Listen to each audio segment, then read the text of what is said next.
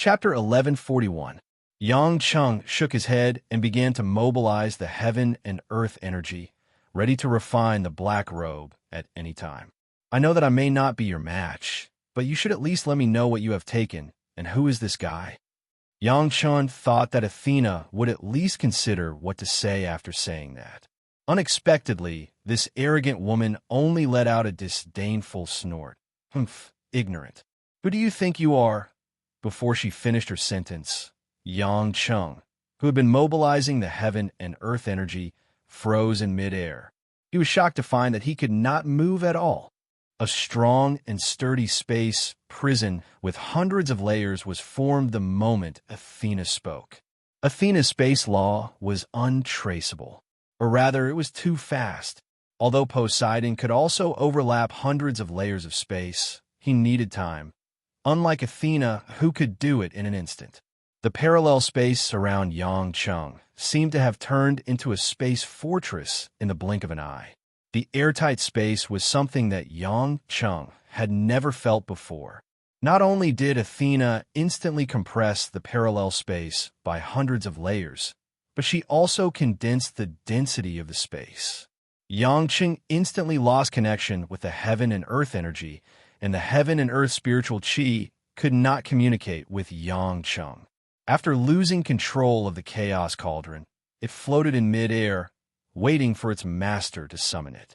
However, due to the lack of control, the black robe on the cauldron was completely released. The black robe swept up a wave of true core strength and finally ran out of the chaos cauldron's control. Looking at Yang Cheng, who was trapped in the air like a prisoner without any resistance, he couldn't help but let out a weird laugh. Hee hee, how dare you offend Athena's strength? You really don't know your place. Yang Cheng's face turned red as he continuously released the heaven and earth energy in his body, hoping to use the Samadhi true fire, Kuei water, and other kinds of heavenly fire and frigid water to penetrate and destroy the space barrier around him. However, he realized that it had little effect. In the end, Athena's understanding of the space law had reached an unimaginable height. It was like a confrontation between two armies. One side was still using rifles and submachine guns to fight on land, while the other side was already using radars, missiles, and even airplanes to bomb. Both sides were using firearms, but they were fundamentally different. You haven't even fully grasped Hua Xia's Tai Ching Heavenly Thunder Tribulation, which means you're inferior to those people from 20,000 years ago. You don't even have the ability to influence me. If not for the previous Hades, I would have punished you severely today. This time, Yang Cheng couldn't get angry at all because this woman wasn't boasting. He really wasn't her opponent at all. However, Yang Cheng did not feel humiliated. They had lived for tens of thousands of years, and they were the top two experts of the god race. If he really thought that he was invincible, then he would be deceiving himself. In his heart, he was thinking that sooner or later he would take off this woman's skirt and spank her buttocks. But right now it was better to admit defeat. As long as there's life, there's hope. All right. I admit defeat. I surrender. Yang Cheng raised his hands. Shan Shan smiled bitterly. Athena didn't seem to be interested in talking to Yang Cheng. She casually extended her hand, and Black Robe immediately understood. The gray box was handed to Athena's jade-like palm. For the first time, Athena's eyes showed a hint of emotion. It was a suppressed joy. She slowly opened the gray box. When she saw the icy blue substance inside and the yellow particle inside, Athena's hand couldn't help but tremble. That's right. That's it. Astrius, it's really your doing. How cruel of you to use Eurybia's heart to store it. Athena murmured a few names, but Yang Cheng was a little confused. Yang Cheng had a thorough understanding of the entire Greek mythology, although he knew that these were just fabricated by the gods and spread by humans to create unrealistic stories. However, many of the names of the gods were basically the same. Astrius should be a Titan god who symbolized the stars, and Eurybia should be his birth mother, a goddess who had a heart made of stone. From what Athena said, this ancestral treasure of the Park family was related to the gods, and it was stored by Astrius. And this box was actually made of Eurybia's heart. So Eurybia really had a heart made of stone? What was inside that thing that required so much effort to store? Before Yang Chung could think about it, Athena had already placed her hand on the blue substance. Serene, so, it's here. Athena's eyes flashed with understanding. She suddenly reached out and took the blue substance out. The mysterious blue object, exuding cold chi, flew into the air and floated there, flickering with a beautiful and dazzling brilliance. At this time, Yang Chung finally broke free from the hundreds of layers of spatial barriers with his samadhi true fire. As soon as he sensed it, the blue light floating in the air emitted a familiar divine aura. This is? Before Yang Chung could confirm it, another divine aura of the same nature and another equally familiar divine aura teleported over from the west. Alice, with her silver hair fluttering in the wind, was wearing a translucent silk nightgown, and Stern, who was bare-chested except for a pair of boxer shorts. This pair of brother and sister had unsealed themselves and activated the law of space to come here. Alice had a rare expression of ecstasy mixed with endless confusion. She looked at the floating blue light and exclaimed, "Selene, my Selene." Stern, on the other hand, looked at Athena in surprise. "It's you? I haven't seen you for more than 500 years. Where did you wake up?" Then he looked at the slightly dazed Yang Chung. "Hades? You're here too? You're..." Apollo, cut the crap. Athena glanced at the siblings. "Artemis, your Selene has been missing for more than 20,000 years. It was stolen by Astraeus. He used your Selene to seal the Gaia's heart in ice. He also killed his mother, Eurybia, and used her heart as a vessel to block my great prophecy. Although it took a lot of effort, I still managed to predict who the owner of the Gaia's heart is. Now, take your Selene away. I'm going to take the Gaia's heart." Alice, or Artemis, opened her small mouth in shock. She looked at the little yellow object that emitted a faint light and cried out involuntarily, "It really is the Gaia's heart." But her hands were not idle. She reached out and summoned the blue light, immediately pulling it away from the yellow particle in the middle. Like a wanderer who had not returned to his mother's side for a long time, it excitedly wrapped around Artemis' body. After a few rounds, the blue cold current condensed into a longbow that was as tall as a person. This longbow was different from Apollo's Helios, which was forged from the sun's fire. The longbow was entirely made of crystal-clear ice, and a pair of beautiful crystal wings spread out on both sides. Its whole body exuded a frightening chill, and blue light shone. It was the divine artifact of the moon goddess, the divine bow of Selene. Yang Chung also looked at the longbow enviously. After all, this thing was at least a divine artifact, and its appearance was much more beautiful than Huaxia's artifacts. The power of Apollo's Helios was extraordinary, and this Selene was probably not inferior to it. But what was the Gaia's heart? Yang Chung naturally knew about Gaia. As the grandmother of the gods, she could be said to be the earliest god. She was born from chaos and was the mother of the earth. According to the myths, she should be the grandmother of Zeus and the great-grandmother of Athena. But now, Yang Chung did not think that the real situation was the same as in the myths. He only hated the fact that the previous Hades had wanted to die too quickly and did not even give a clear explanation before passing away, leaving him in a state of confusion. Athena saw that the Gaia's heart had been released, and with a wave of her hand, she kept the glowing Gaia's heart into her bag. Stern frowned. Athena, Astraeus did not hesitate to put in so much effort to seal the Gaia's heart. Why do you still need to find it? Why find it? Apollo, don't you think your question is stupid? Didn't we lose back then because we didn't have the guts to use the Gaia's heart? Have you already forgotten how we were in the beginning? Are you really satisfied with less than 30% of your strength now? Chapter 1142. In the face of Athena's emotionless and cold rhetorical question, Apollo and Artemis froze and could not help but fall into deep thought. The brother and sister became unusually quiet. For the first time, Yang Chung felt that these two were not cynical gods, but old men who had lived for tens of thousands of years. It seemed that from the eyes of the two, there were countless memories, countless thoughts, countless ups and downs.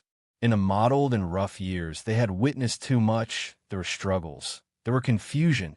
In fact, Yangcheng was also a little confused. What did it mean? Apollo's strength was less than 30%. Could it be that the power of the gods was not like this at the beginning? The cold wind was biting, the night was as dark as ink, and the atmosphere dropped to the freezing point.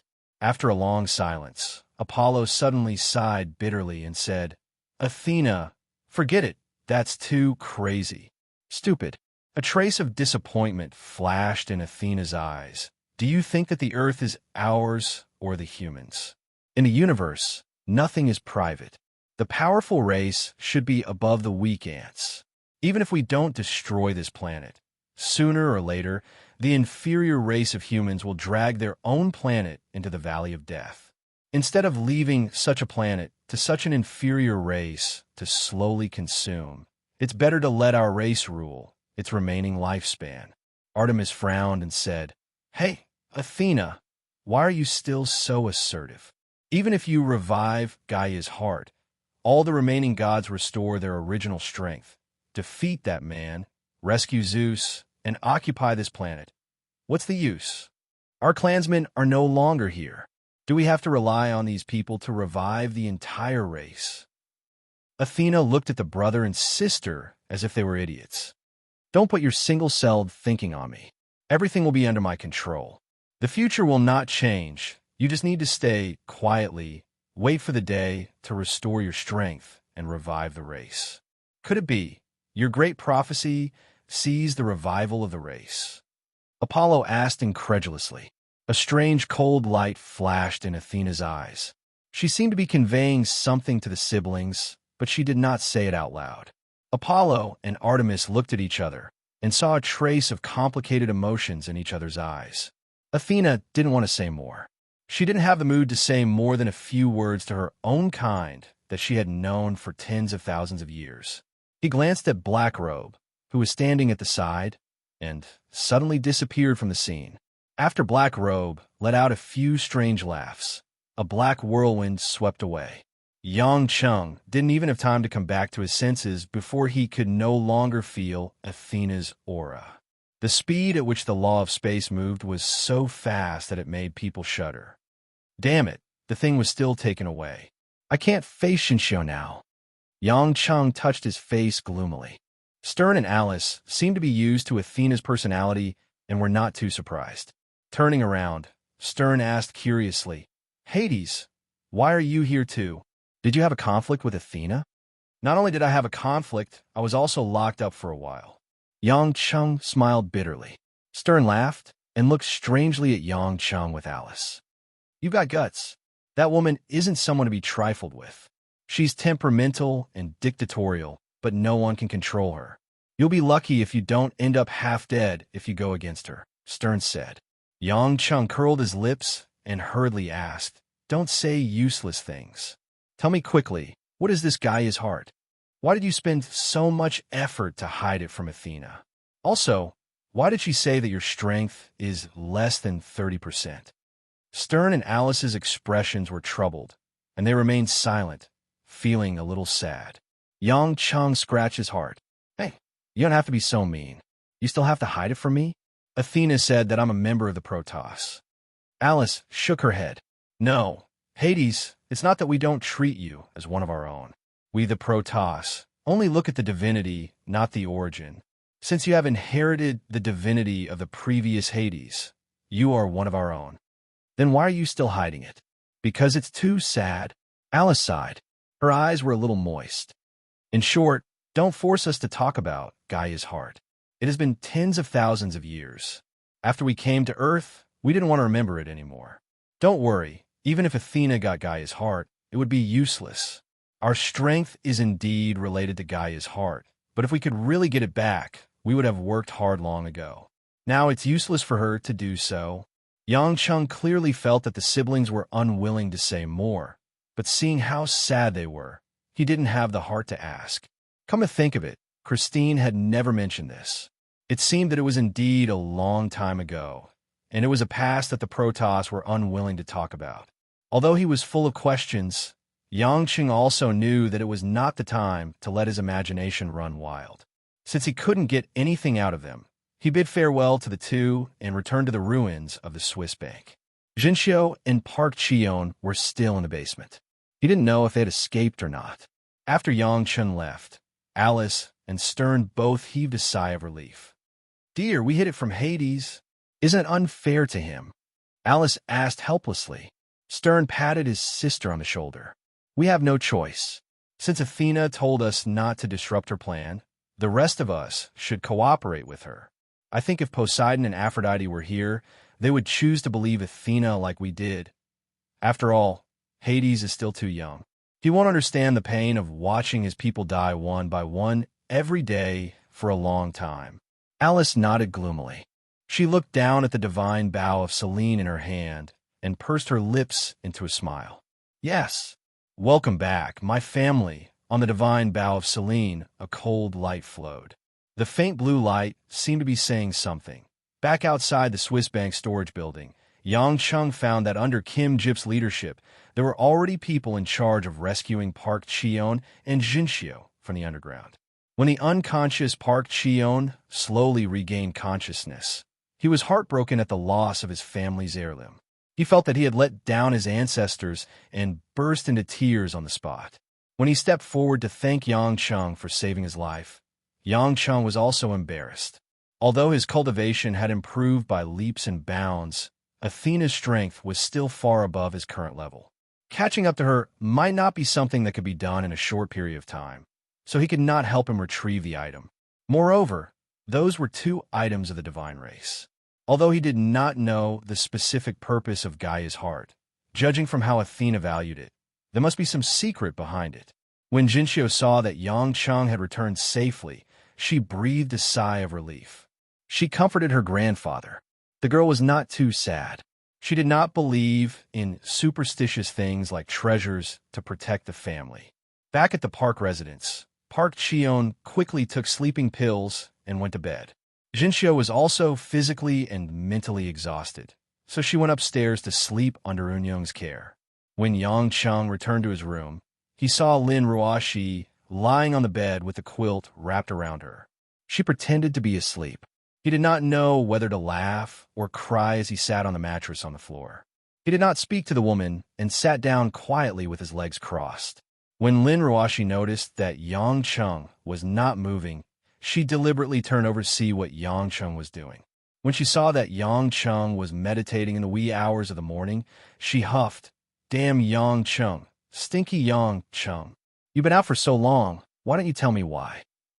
Yangqing opened one eye and smiled evilly. "I was afraid of disturbing my wife's sleep. You know I'm waiting for you. Don't play dumb." "Hee," Yangqing said with a straight face. "It's nothing, old man Park was just scared." Yangqing briefly explained the situation but did not mention Athena so that Lin Ruoxi would not be worried. He only said that he had defeated the Black Robe and did not get the item back. Lin Ruoxi blinked. "Why is there always a lot of strange things when I'm with you?" Lin Ruoxi was used to such things.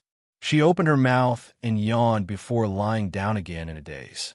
She asked in a daze, "Why are you meditating? Aren't you going to sleep?" Yangqing nodded and closed his eyes. "When I was fighting with the Black Robe, his true yuan made me feel something. I want to feel it carefully. The black true yuan in the Black Robe was a form of true yuan that was extremely in the world. It also had a certain corrosive property. After being refined and decomposed by the Chaos Cauldron, it gave Yangqing a full taste. This was similar to the nether water that Yangqing was still a little short of being able to experience. Black Robe's cultivation must have far surpassed the nether water and should be around the weak water. Otherwise, he wouldn't have been able to suppress him without using the Chaos Cauldron. Therefore, it was not strange for it to give Yangqing such inspiration. When Yangqing was immersed in his own world, the second half of the night passed by unknowingly. In the morning, Yangqing slowly opened his eyes. Then, he saw Lin Ruoxi lying on the bed beside him. She tilted her head and stared at him curiously with her watery eyes. Chapter 1143. Yang Cheng didn't make a sound. He turned his head and stared at the woman. They stared at each other for more than 3 minutes. Lin Ruoshi felt a little weird from Yang Cheng's stare, and her cheeks blushed. Have you realized it? Lin Ruoshi finally asked. Yang Cheng shook his head. I'm still missing 2 points. 2 points? Which 2 points? The 2 points in front of your chest. An evil smile appeared on Yang Cheng's face. He even stretched his neck, trying to find an angle. Lin Ruoshi was stunned for a moment. She lowered her head slightly, and her cheeks instantly blushed. She looked tender and beautiful, because the neckline of her pajamas was a little wide, and she didn't wear a bra inside. The 2 bags of plump breasts were squeezed together, revealing a deep gap. The couple's life became more harmonious, and Lin Ruoshi's figure became more and more impressive. However, she was squeezed into a meat patty, and the 2 points really couldn't be seen. You stinking hooligan. Yang Cheng, I'll beat you to death. Lin Ruoshi hurriedly pulled up her neckline, grabbed a pillow, and smashed it at Yang Cheng's head with all her might. Yang Cheng laughed heartily and stood up. He suddenly pounced on his wife and pushed her onto the bed. He kissed the woman's face twice and buried his face in her breasts. He took a deep breath, and the woman's body fragrance and faint milky fragrance made him feel refreshed. Oh, Ruoshi baby, why is it that when I want to understand something, I just can't understand it? Yang Cheng was also a little distressed. He clearly felt that everything was right in front of him, but he just couldn't touch the true meaning of the Ming water. It was like there was a beautiful woman in front of him, but because of this layer of gauze, he couldn't touch her real body. Lin Ruoshi felt that one of Yang Cheng's hands was still fiddling with a little bump on her chest, as if he was fiddling with a small grape. Pouting, she said, "You only know how to bully me. Serves you right for not being enlightened." Yang Cheng sat up and pointed his finger at the woman. He sighed and said, "Tisk, tsk. Women have long hair, but short eyes. How can I bully you when I'm being intimate with you? Even if I bully you for a while, can it compare to the improvement of my cultivation? I can only protect you guys if I'm strong enough." How insensible. Lin Ruoshi glared at him and grumpily said, "Come on. If you don't understand it, then you don't understand it. Let's go downstairs and have breakfast. Let's say goodbye to President Park today and book a ticket back to Zhonghai. Why are you in such a hurry to return? Don't you want to play for a few more days?" Yang Cheng asked. Lin Ruoshi combed her hair and said, "I've played what I wanted to play. I miss Lan Lan, and I haven't called her for 2 days. I want to give her a surprise when I get back. Lan Lan's in kindergarten now. I bet she's forgotten about you. You're the one who has forgotten. No wonder Lan Lan doesn't want to call you daddy." Lin Ruoshi said with dissatisfaction. Yang Cheng shrugged his shoulders. If he fought with that chubby girl, he would definitely lose. It was better not to anger her mother. Over the past few days, Lin Ruoshi had bought a lot of toys and Korean snacks for Lan Lan. They were all stored in the mustard seed Sumeru ring. Yang Cheng lamented that his artifact had become a storage room for Lin Ruoshi to buy gifts for her daughter. When they arrived downstairs, Park Cheon was already having breakfast with Jinxiu. It was getting late, after all. Park Cheon invited the two to sit down and thanked Yang Cheng again for saving his life. He was getting more and more confused about Yang Cheng's true background, but he still had to curry favor with him. During the meal, Lin Ruoshi also mentioned that she was leaving Korea. After all, she had achieved her goal here. She had also watched the Park family's handover ceremony and knew that Jinxiu was pampered by everyone here, so she was naturally satisfied. Jinxiu was reluctant to see the two leave, but she could not think of any good reason to make them stay. Park Cheon was straightforward. "If that's the case, why don't I book the plane tickets for both of you as a last token of my appreciation? When will you be leaving?" Lin Ruoshi was about to say that they would be leaving early tomorrow morning to prepare and see if there was anything else she needed to bring along when her phone rang. Lin Ruoshi smiled apologetically and picked up the phone. It was a call from home. "Hello. Mom, what's wrong? Lan Lan, did something happen? What? How could it be?" Lin Ruoshi's expression was a little anxious. She furrowed her brows and answered a few times before hanging up. Yang Cheng was in the midst of eating when he saw his woman's worried expression. He could not help but ask, "What did Mom say?" It was Lan Lan. Lin Ruoshi said gloomily. She said Lan Lan refused to go to kindergarten. The kindergarten teacher said she wanted to invite Lan Lan's parents.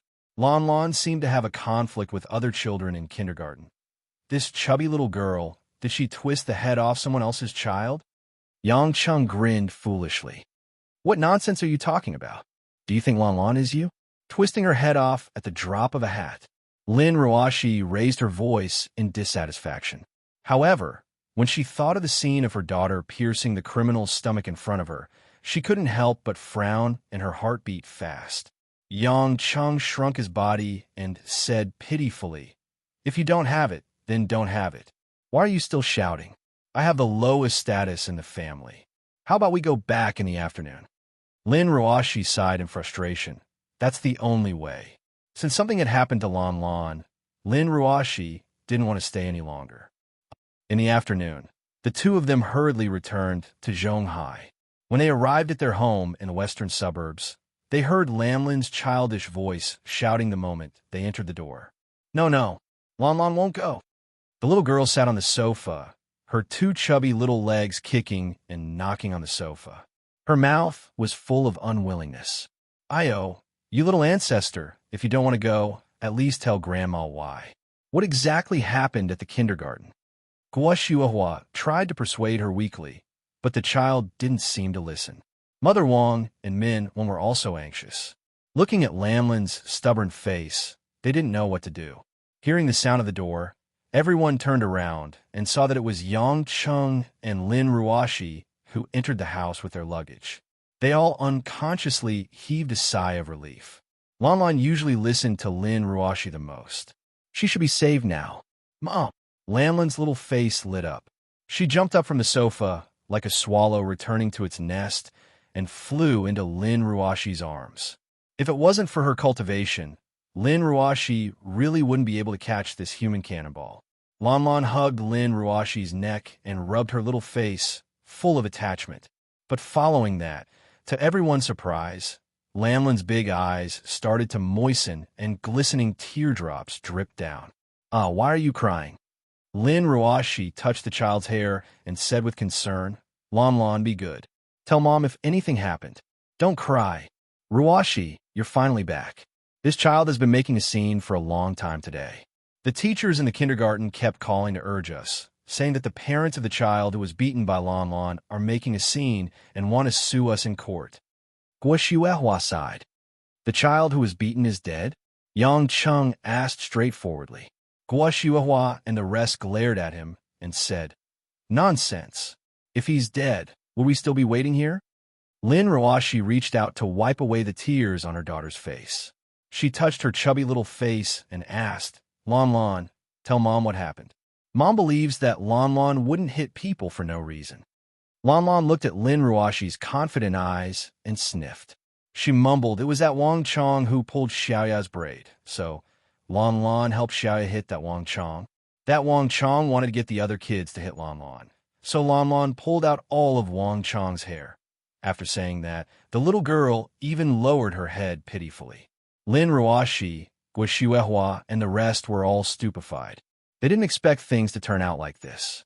Minwan thought of something and said, I remember now. That Xiaoya seems to be the girl who plays best with Lan Lan. That Wang Chong is the troublemaker in class. She was in charge of sending Lan Lan to school, so she naturally knew the situation in Lan Lan's class the best. Lin Ruoshi patted Lan Lan's back lovingly and said, It's useless to say anything now. Since they've already hit him, we have to settle it. After all, children are the flesh and blood of their parents. It's understandable that Wang Chong's parents want to sue us. Then, Ruoshi, what do you want to do? Guo Shuehua asked. Do you want Mom to call the Education Bureau and ask them to appease them and give them some benefits? Lin Ruoshi shook her head and said, Since Lan Lan is our daughter, let us settle it when something happens. Didn't the teacher say to let the parents go to the kindergarten? We'll go over now. Chapter 1144. They had just arrived home from Korea in a hurry, and now they had to rush to the kindergarten. It had to be said that the pace of the day was as fast as flying. Lan Lan was still very reluctant, but after being glared at by Lin Ruoshi, The little fellow could only shrink her body and obediently follow them out the door. Yang Cheng didn't think that this matter was that serious. Wasn't it just a fight between children? Pulling out their hair was nothing. It wasn't like they were pulling out their heads. Of course, he didn't dare to say such words, or else he would be lectured by Lin Ruoxi again. As a father for the first time, Yang Cheng drove Lin Ruoxi and Lan Lan to Yunhua Kindergarten, which was closer to home. Before leaving, he called Teacher Ho of the kindergarten, who was also Lanlin's class teacher. Teacher Ho seemed to be in a terrible state, and quickly asked her parents to bring Lan Lan over. At the same time, Wang Chang's parents were making a fuss in the courtyard, and had been waiting for a long time. When they arrived at the kindergarten, because it was already evening and the winter sky turned dark quickly, the children had already been picked up by their parents, leaving only a few offices in the teaching building that were still lit with incandescent lights. It was Yang Cheng's first time coming to the kindergarten. He looked around and felt that the slides were quite novel. He followed them all the way into the teaching building. Lin Ruoxi had already asked for the specific location of the office before coming, so she quickly found the way. When they arrived at the door of the kindergarten's office, before entering, they heard a loud man's rough voice. "Why isn't he here yet? Is that family playing with us?" "Mr. Wang, please calm down. The other party's parents are already on their way." The female teacher's voice was very helpless. "Oomph. Do you think Wang is easy to fool? Let me tell you, if you don't give me an explanation today, I'll bring people to tear down your stupid kindergarten tomorrow." Lin Ruoxi and Yang Cheng looked at each other outside the door and frowned at the same time. The other party's parents didn't seem to be good people. However, the two of them were not afraid of this matter. After knocking on the door, Lin Ruoxi pushed the door open and entered. Lan Lan seemed a little nervous about entering the teacher's office. She held her mother's hand tightly and hid behind her. In the office, apart from a few female teachers, there were also 2 pairs of parents with their children. It was a pair of parents. The man had a stocky build and was wearing a suit that looked like it was going to burst. He wore a big gold watch and a big gold ring. He had a fierce face and a full beard. His wife, on the other hand, was wearing a fur-collared leather coat. She had a stout figure, and her tall leather boots made her look even more bloated. Who knew how much powder was smeared on her pale face? Their son, a chubby boy with a white gauze wrapped around his head, saw Lan Lan enter the door and suddenly ran behind his father to hide. The other couple, on the other hand, had slightly yellow faces. They looked rather delicate and pretty, and they conformed to the norm. They had a little girl with braided hair, and they were curled up in a corner. When everyone saw Lin Ruoxi and Yang Cheng come in with Lan Lan, they all looked at Lin Ruoxi in a daze. For a moment, the office was strangely quiet. Because it was usually Min Wan who took Lan Lan to and from school, this was the first time Lin Ruoxi brought Lan Lan out in public. These teachers were not very clear about what Lanlin's mother looked like. Looking at them, everyone immediately thought in their hearts that it was really hereditary. Dragons give birth to dragons, and phoenixes give birth to phoenixes. Even Wang Chang's parents were somewhat restrained. Wang gulped and was a little envious, while Mrs. Wang glared at Lin Ruoxi. At this time, Yang Cheng, who looked too ordinary, was directly left to the side. "Cough. I am Lanlin's form teacher, surname Ho. I was the one who spoke to you just now. Is this Lanlin's mother? How should I address you?" Teacher Ho was a white and fat female teacher, and she looked rather kind. "My surname is Lin." "Oh, Madam Lin." For some reason, Teacher Ho's palms were sweating. This wasn't the first time she had met a child's parent, but facing Lin Ruoxi's appearance, her refined temperament, and the pressure of being in a high position for a long time, her heart was in a mess. Facing so many strangers, Lin Ruoxi inevitably returned to her expressionless state. Her entire person was as cold as an ice sculpture. Teacher Ho adjusted her emotions and continued. "It's like this, Madam Lin. Yang Lanlin's little friend pulled out a large amount of Wang Chang's hair at the end of school yesterday, causing Wang Chang's scalp to be seriously injured and bleeding. Look." Teacher Ho pointed at Wang Chang, whose eyes were wide open and did not dare to make sound. Lin Ruoxi glanced at him and sighed slightly. Her eyes were a little unbearable, but she still said, I heard from Lon Lon what happened. It was this child who pulled out the hair of a girl called Xiaoya. Lon Lon helped Xiaoya, but Wang Chong told the other children to bully Lon Lon. That's why Lon Lon fought back. This should be the responsibility of both sides. What do you mean by both sides' responsibility? My son didn't touch a single hair on your daughter's head, but now my son's head is bleeding from your daughter's. If his hair doesn't grow out in the future, he'll be disfigured. Can you afford it? Mrs. Wang began to roar loudly. Her eyes were wide open as if she was going to swallow someone alive.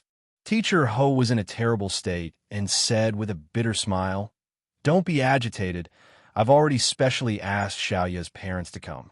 As he said that, he called out to Xiaoya's family who was sitting in the corner. Xiaoya, come over for a moment. Tell me, who was the one who started it yesterday?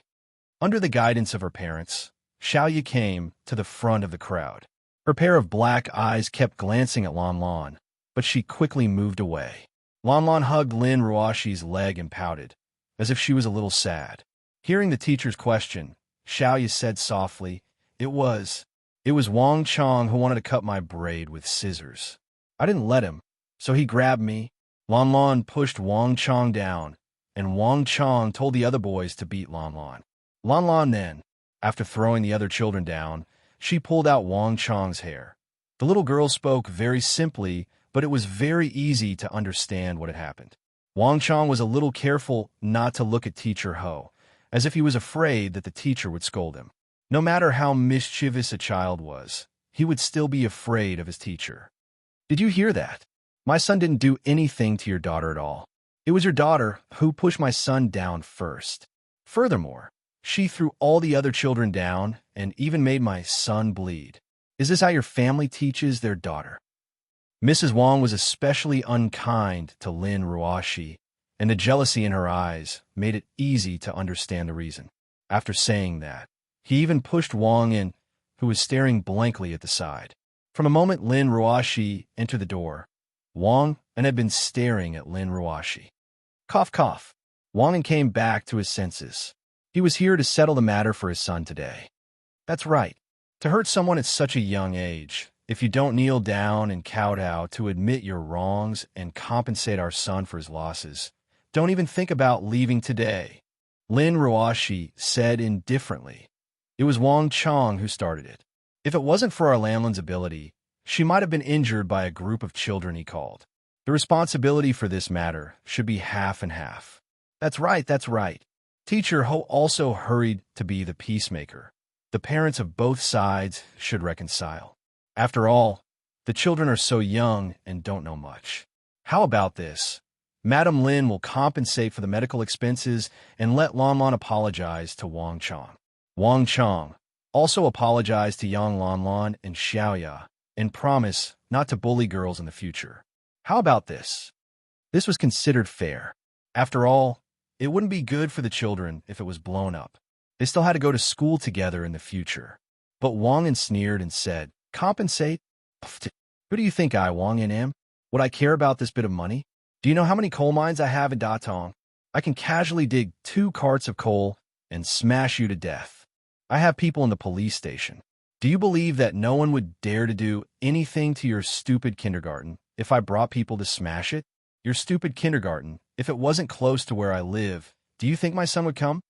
My son has never suffered such a great grievance since he was born. Our Wang family only has one son. If you don't do as I say and kowtow to admit your wrongs, I won't let you off. As he spoke, Wang patted his son Wang Chong's shoulder in high spirits. Kid, watch carefully.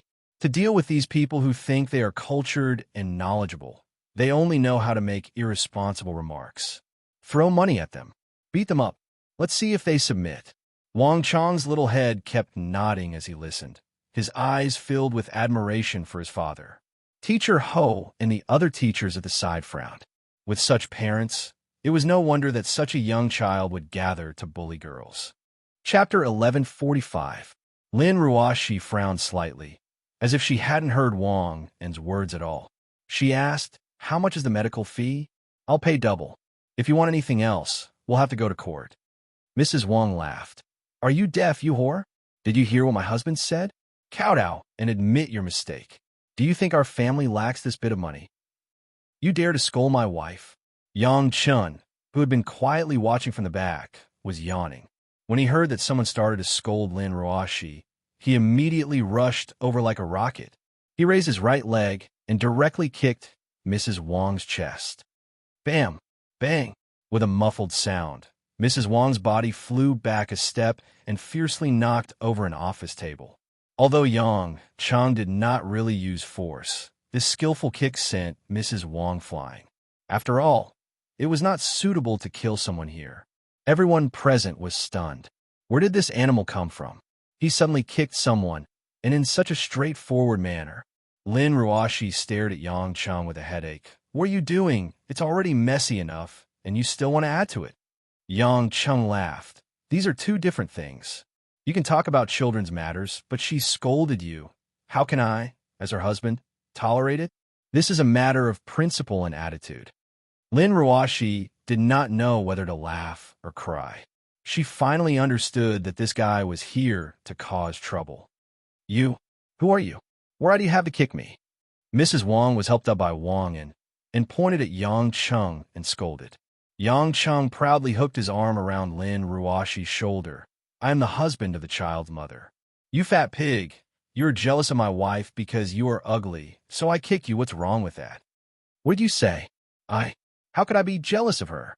Mrs. Wang, who was stabbed in the heart, screamed loudly, adding fuel to the fire. Everyone else was stunned. They had always thought that Yang Cheng was a driver or assistant, but he turned out to be Lin Ruoshi's husband. The difference in appearance and temperament between this couple was too big. Lin Ruoshi pushed Lan Lan towards Yang Cheng. Stop fooling around. This is a school. Take Lan Lan to the car, and wait, I will handle this. Yang Cheng was a little reluctant, but seeing Lin Ruoshi's serious look, he could only grab Lan Lan's hand and walk out. Go. You still want to have Asterisk King leave? Wang was fuming with rage. With a darkened face, he said, It's fine if you kowtowed, but you kicked my wife in front of me. You're slapping my face. Wang and Wang, Mr. Wang, you want to be? Ho and Wang and teacher Ho rushed to Wang inside and tried to persuade him. Mr. Wang, please calm down. Let's calm down and talk, okay? Go away. Wang pushed Ho-Ho's chubby body away and grinned. I wanted to let you live, but it seems like you are tired of living. Then, Wang took out his phone and dialed a number. Hey, Tiger, I have a little trouble. Yinhua Kindergarten. Someone hurt my son and kicked your sister-in-law. I don't need too many people, just ruthless enough. Destroy this stupid kindergarten. Brothers, you will benefit. After a few laughs, Wang hung up the phone. Squinting his eyes, he said to Yang Chun, Stay here if you have the guts. You can run away if you want, but you won't be able to. Sooner or later, I'll send someone to destroy your house. In Zhonghai, no one dares to be ruthless to me. Yang Chun was amused. It seemed like he hadn't stayed in Zhonghai for a long time. There were quite a few new big shots in the area. Lin Ruoshi's eyes were full of anger. The other party had obviously called some people over to destroy the kindergarten. Half of the responsibility was on them, and they could not leave the teachers behind. Hubby, what do you think we should do? Lin Ruoshi asked Yang Cheng. She did not want to get involved in this kind of fighting and killing. Yang Cheng shrugged. Let's wait. I want to know who this guy is. Wang snorted and laughed. You have guts, but don't be too cowardly later. After that, Wang swaggered out of the school building with his proud wife and Wang Chong. Ho-Ho and the other aunties began to tremble in fear, while Xiaoya's family quietly hid at the back, not daring to stay. In less than 10 minutes, a few Jinbei minivans arrived outside Yinhua Kindergarten. A black 7 Series BMW was at the front and stopped at the entrance of the kindergarten. From the Jinbei minivans, more than 10 men in black clothes with steel rods in their hands got out of the car. Most of them had sinister smiles on their faces as they surrounded them aggressively. Wang walked forward with satisfaction, and a few men in black suits also got out of the black BMW. This posture directly made a group of teachers tremble in fear. On the contrary, little Lamlin's eyes were shining, and she looked quite excited. The leader was a bald, strong man. When he saw Wang he laughed and reached out his hand, shaking Wang En's hand tightly. Boss Wang, why are you still standing outside and waiting? I should go upstairs to greet you. Hey, it's okay. I asked my brothers to help me today, so of course I have to personally greet you. Wang En's words were polite, but his tone was full of understatement. The bald man was full of flattery. Who dares to provoke Boss Wang's family? I'll get someone to break that family's dog legs. Wang En pointed at Yang Chung. There, it's that son of a bitch. He kicked your sister-in-law, and his daughter also hit my son. Because it was dark, they only relied on some roadside lights, so they didn't get a good look before. At this moment, when the bald man was pointed at by Wang En, he saw Yang Chung standing not far away with a mysterious smile on his face. It would have been better if he didn't see it, but when he saw it, the bald man almost fell on his butt. Chun! Chun! Brother Chun? The bald man's mouth trembled, and his hands and feet turned cold. Lin Ruashi looked at the bald man and felt that he looked familiar. From what he said, the bald man seemed to know Yang Chung. She couldn't help but look at Yang Chung curiously. Yang Chung shook his head. Zhang Hu, good fellow, you're doing very well. I was wondering where Ahu was, so it's you, bald old cat. Being called an old cat, Zhang Hu didn't dare to retort. His expression was extremely miserable, and he even wanted to die. Hubby, who is Zhang Hu? Why do I find him familiar? Lin Ruashi couldn't help but ask. Yang Chung smiled evilly. Of course you find him familiar. When I first met you, didn't you get drugged by this guy's men? Later on, he helped Xiang Wei as a spy and destroyed the West Union Society. He took over the position of West Union Society's leader, Chun Dihai. Coincidentally, this place is his territory. Lin Ruashi suddenly remembered that she was in a daze that night and almost forgot about it. Now that she thought about it, she was especially disgusted with Zhang Hu. However, if it wasn't for this guy's tricks, she might not have met Yang Chung. Zhang Hu took a good look at Lin Ruashi's face and felt suffocated again. When he heard Lin Ruashi call Yang Chung hubby, he instantly understood 70% to 80% of what happened. He shouted in his heart, "How dangerous!" Wiping his cold sweat, Zhang Hu quickly smiled bitterly. Brother Chun, sister-in-law, it's so rare to see you two. It's a misunderstanding. It's all a misunderstanding. If I knew it was Brother Chin's family, I wouldn't have dared to come even if I had the guts of a leopard. At this moment, Zhang Hu couldn't care less about pleasing Wang and benefits were important, but his life was more important. He saw with his own eyes how Yang Chung destroyed the West Union Society alone. It was also because he knew how dangerous Yang Chung was that he tried his best to avoid contact with Yang Chung. He didn't expect that he almost had to teach Yang Chung a lesson because of Wang and Zhang, who couldn't wait to kill Wang En. Wang was confused.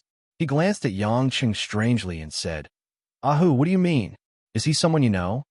Zhang, who wanted to scold this guy for being stupid, but he didn't dare to do so when he thought about Wang En's background.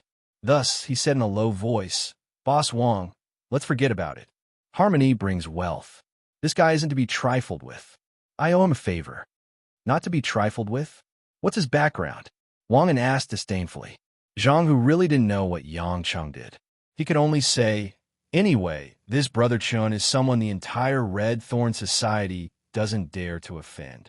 F***CK off. What's there to be afraid of? Your Red Thorn Society is just a small underworld organization in the South. How can you compare it to my Wang family's power? If you do something wrong, I'll protect you. Do you know who my brother is? Do you know what the Wang family does? Wang En roared. Zhang, who knew that this stubborn donkey wouldn't listen to his advice, so he made up his mind. Boss Wang, I can't stop you if you really don't want to let this go. But I can't risk my brother's lives. We can't do anything. As he spoke, Zhang, who waved his hand. Brothers, retreat. Wait. Yang Chung stopped them and shook his finger. Why should we retreat? It's not over yet. Chapter 1146. Zhang, who felt a chill run down his spine.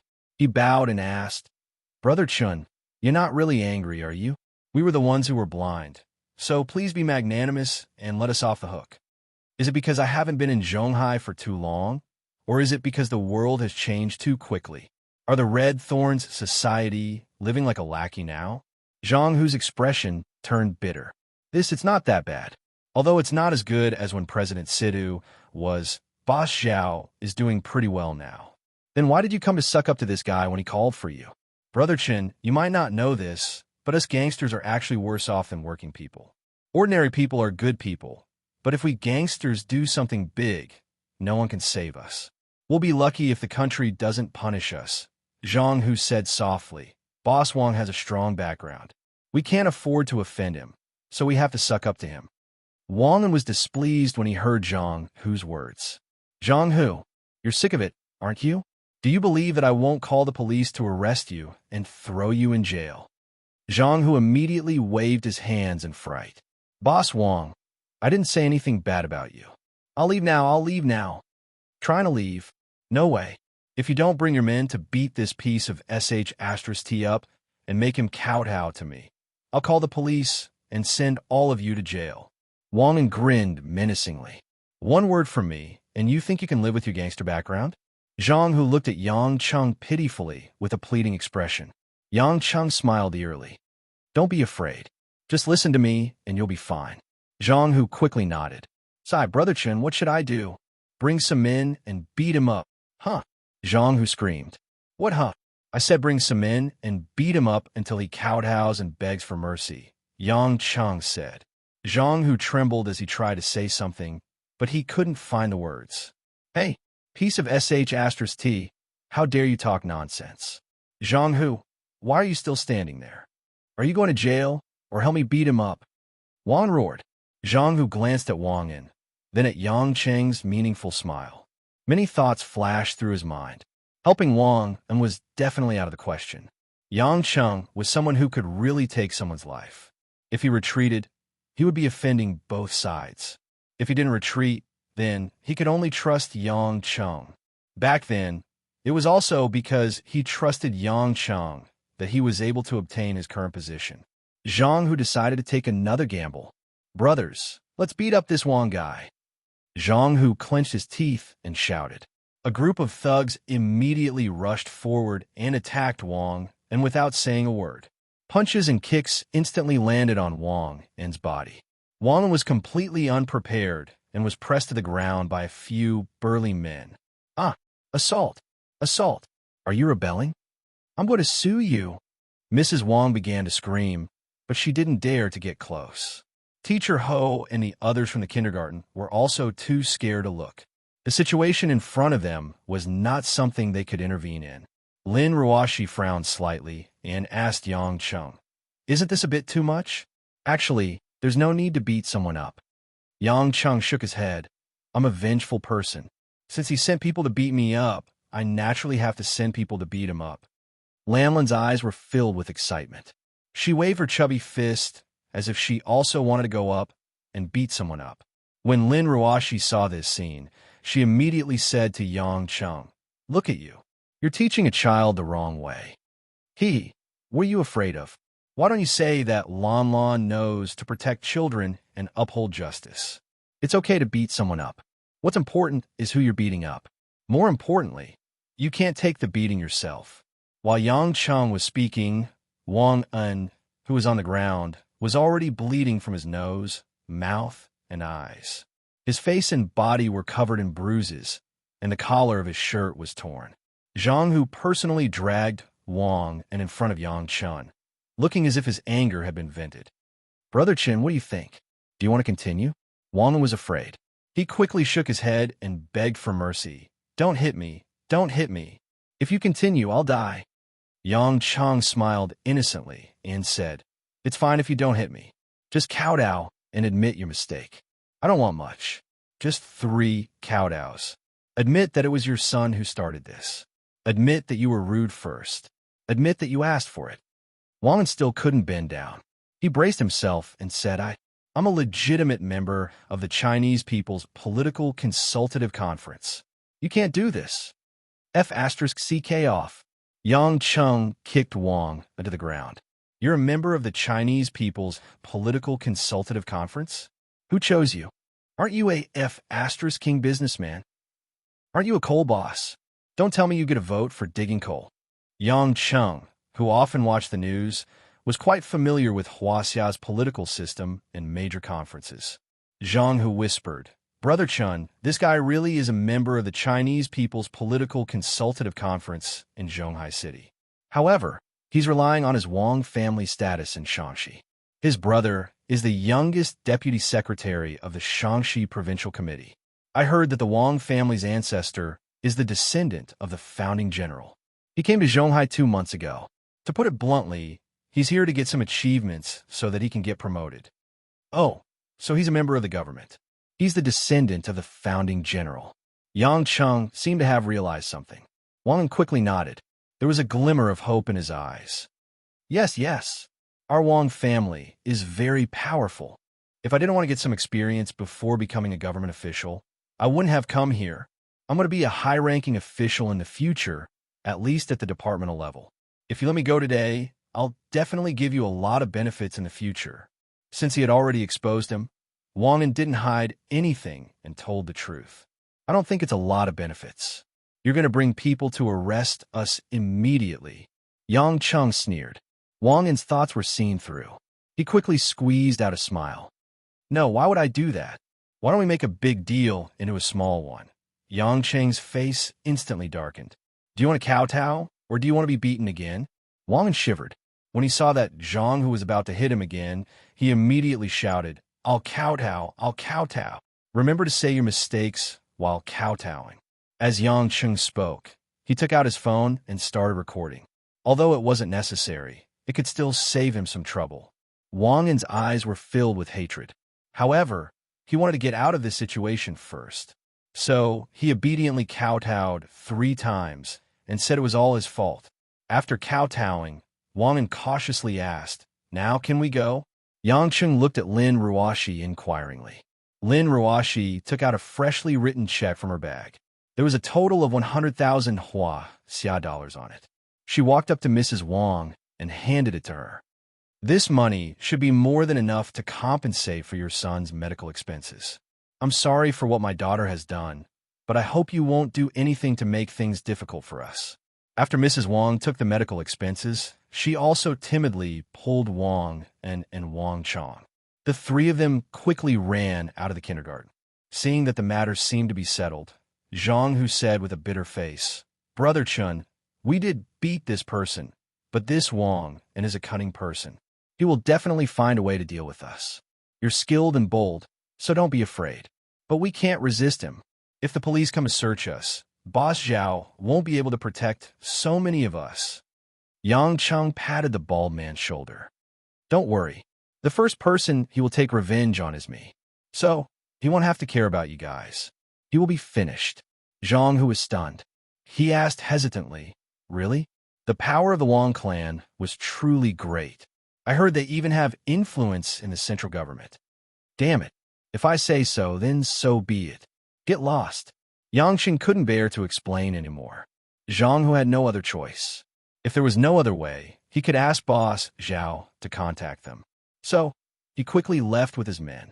After everyone left, the kindergarten finally quieted down.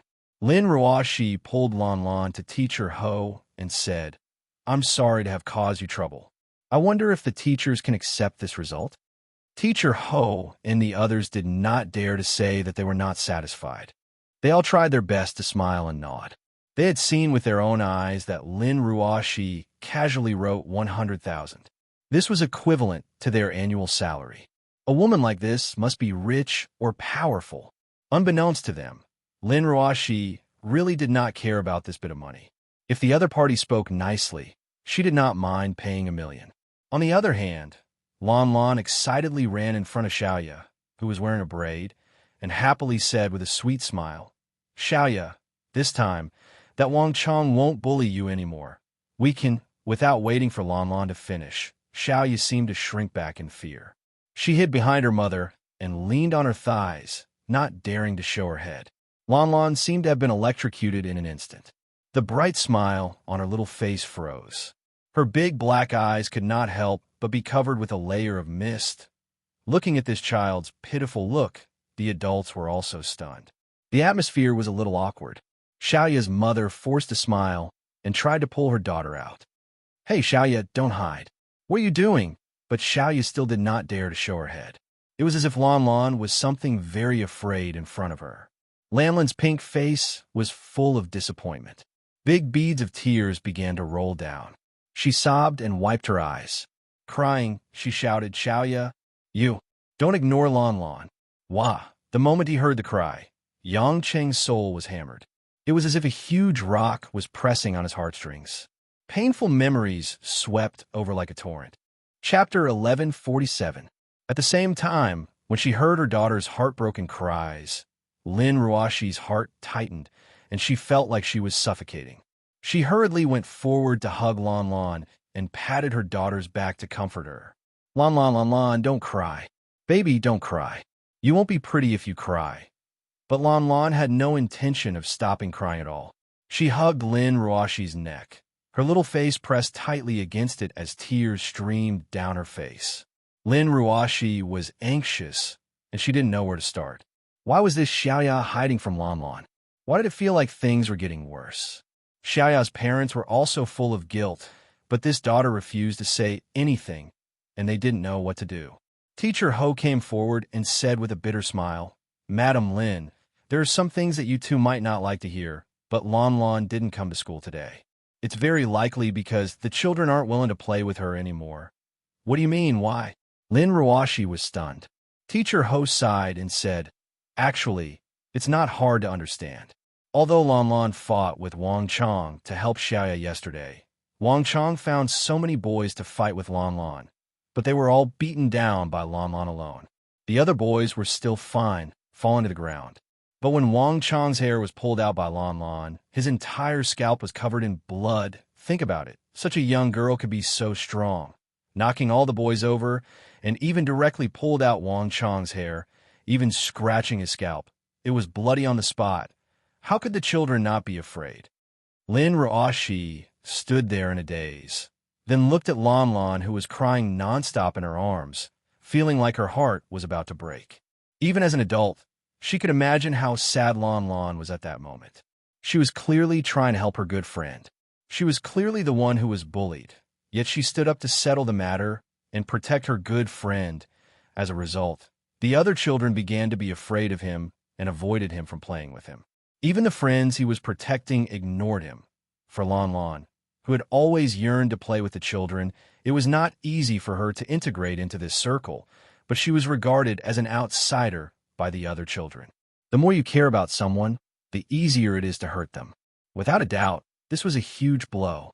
In the past, the optimistic Lan Lan might have held on to hope that everyone was afraid of being bullied by Wang Chong, so they didn't dare to play with her. However, now that Wang Chong's matter had been settled, Xiaoya still refused to look at him or talk to him. No wonder Lan Lan cried so sadly. Lin Ruoshi didn't have many friends since she was young, but that was also because of her cold personality. Occasionally, she would feel lonely and sad. At this moment, he could feel the feeling of isolation in Lan Lan's heart.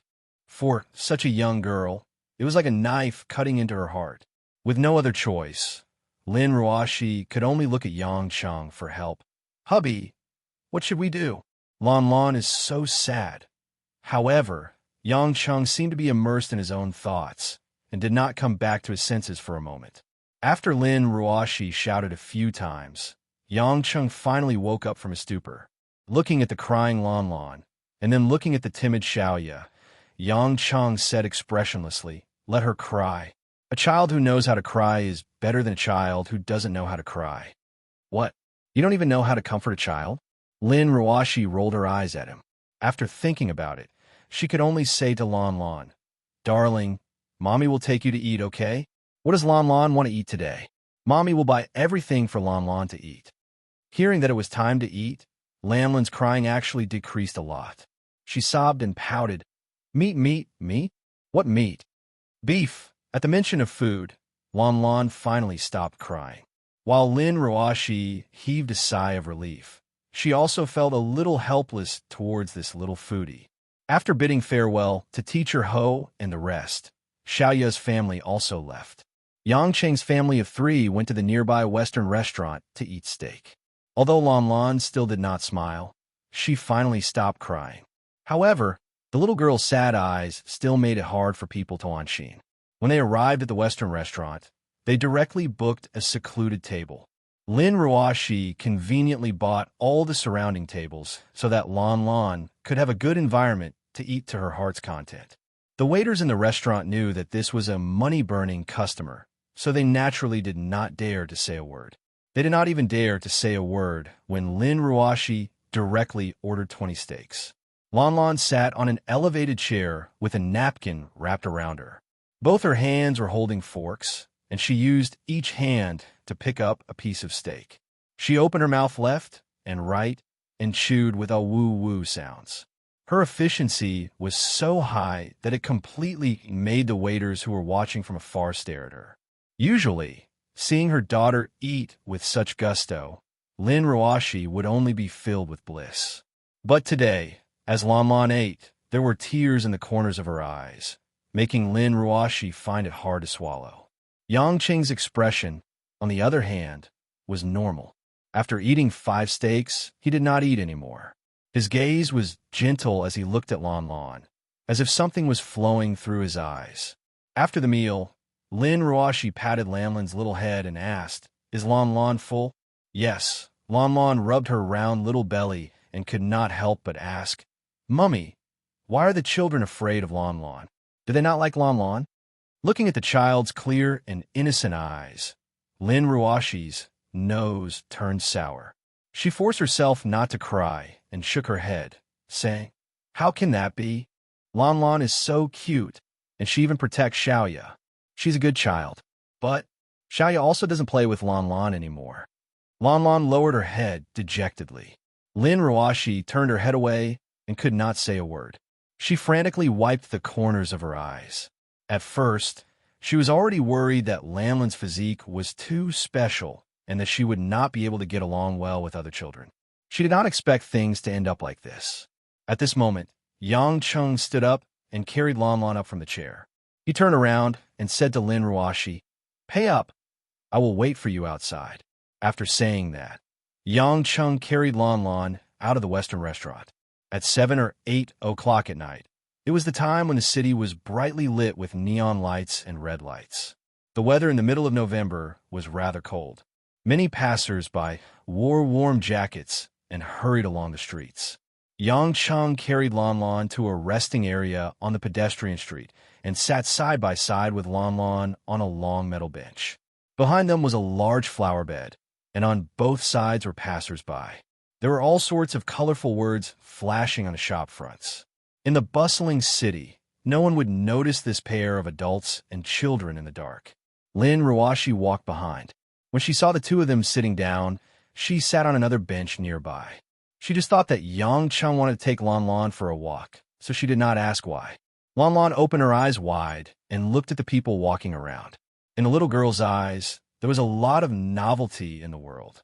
In such a short moment, the girl temporarily forgot about her sadness. Just like that, the three of them were quiet for a while. Then, Yang Cheng suddenly stretched and raised his head to let out a long breath. Turning his head to look at the little girl beside him, Yang Cheng smiled slightly. "Lan Lan, do you want to hear a story from the bad uncle?" Lan Lan and Lin Ruashi both looked at Yang Cheng. Lin Ruashi was a little puzzled, but Lan Lan nodded seriously. Lan Lan likes to listen to stories. Stroking the child's hair, Yang Cheng began to narrate in a calm tone. Once upon a time, there was a little boy. Although he was young, he was stronger than many adults.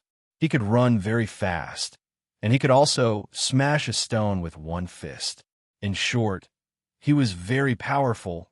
The little boy lived in a place where there were all kinds of powerful children.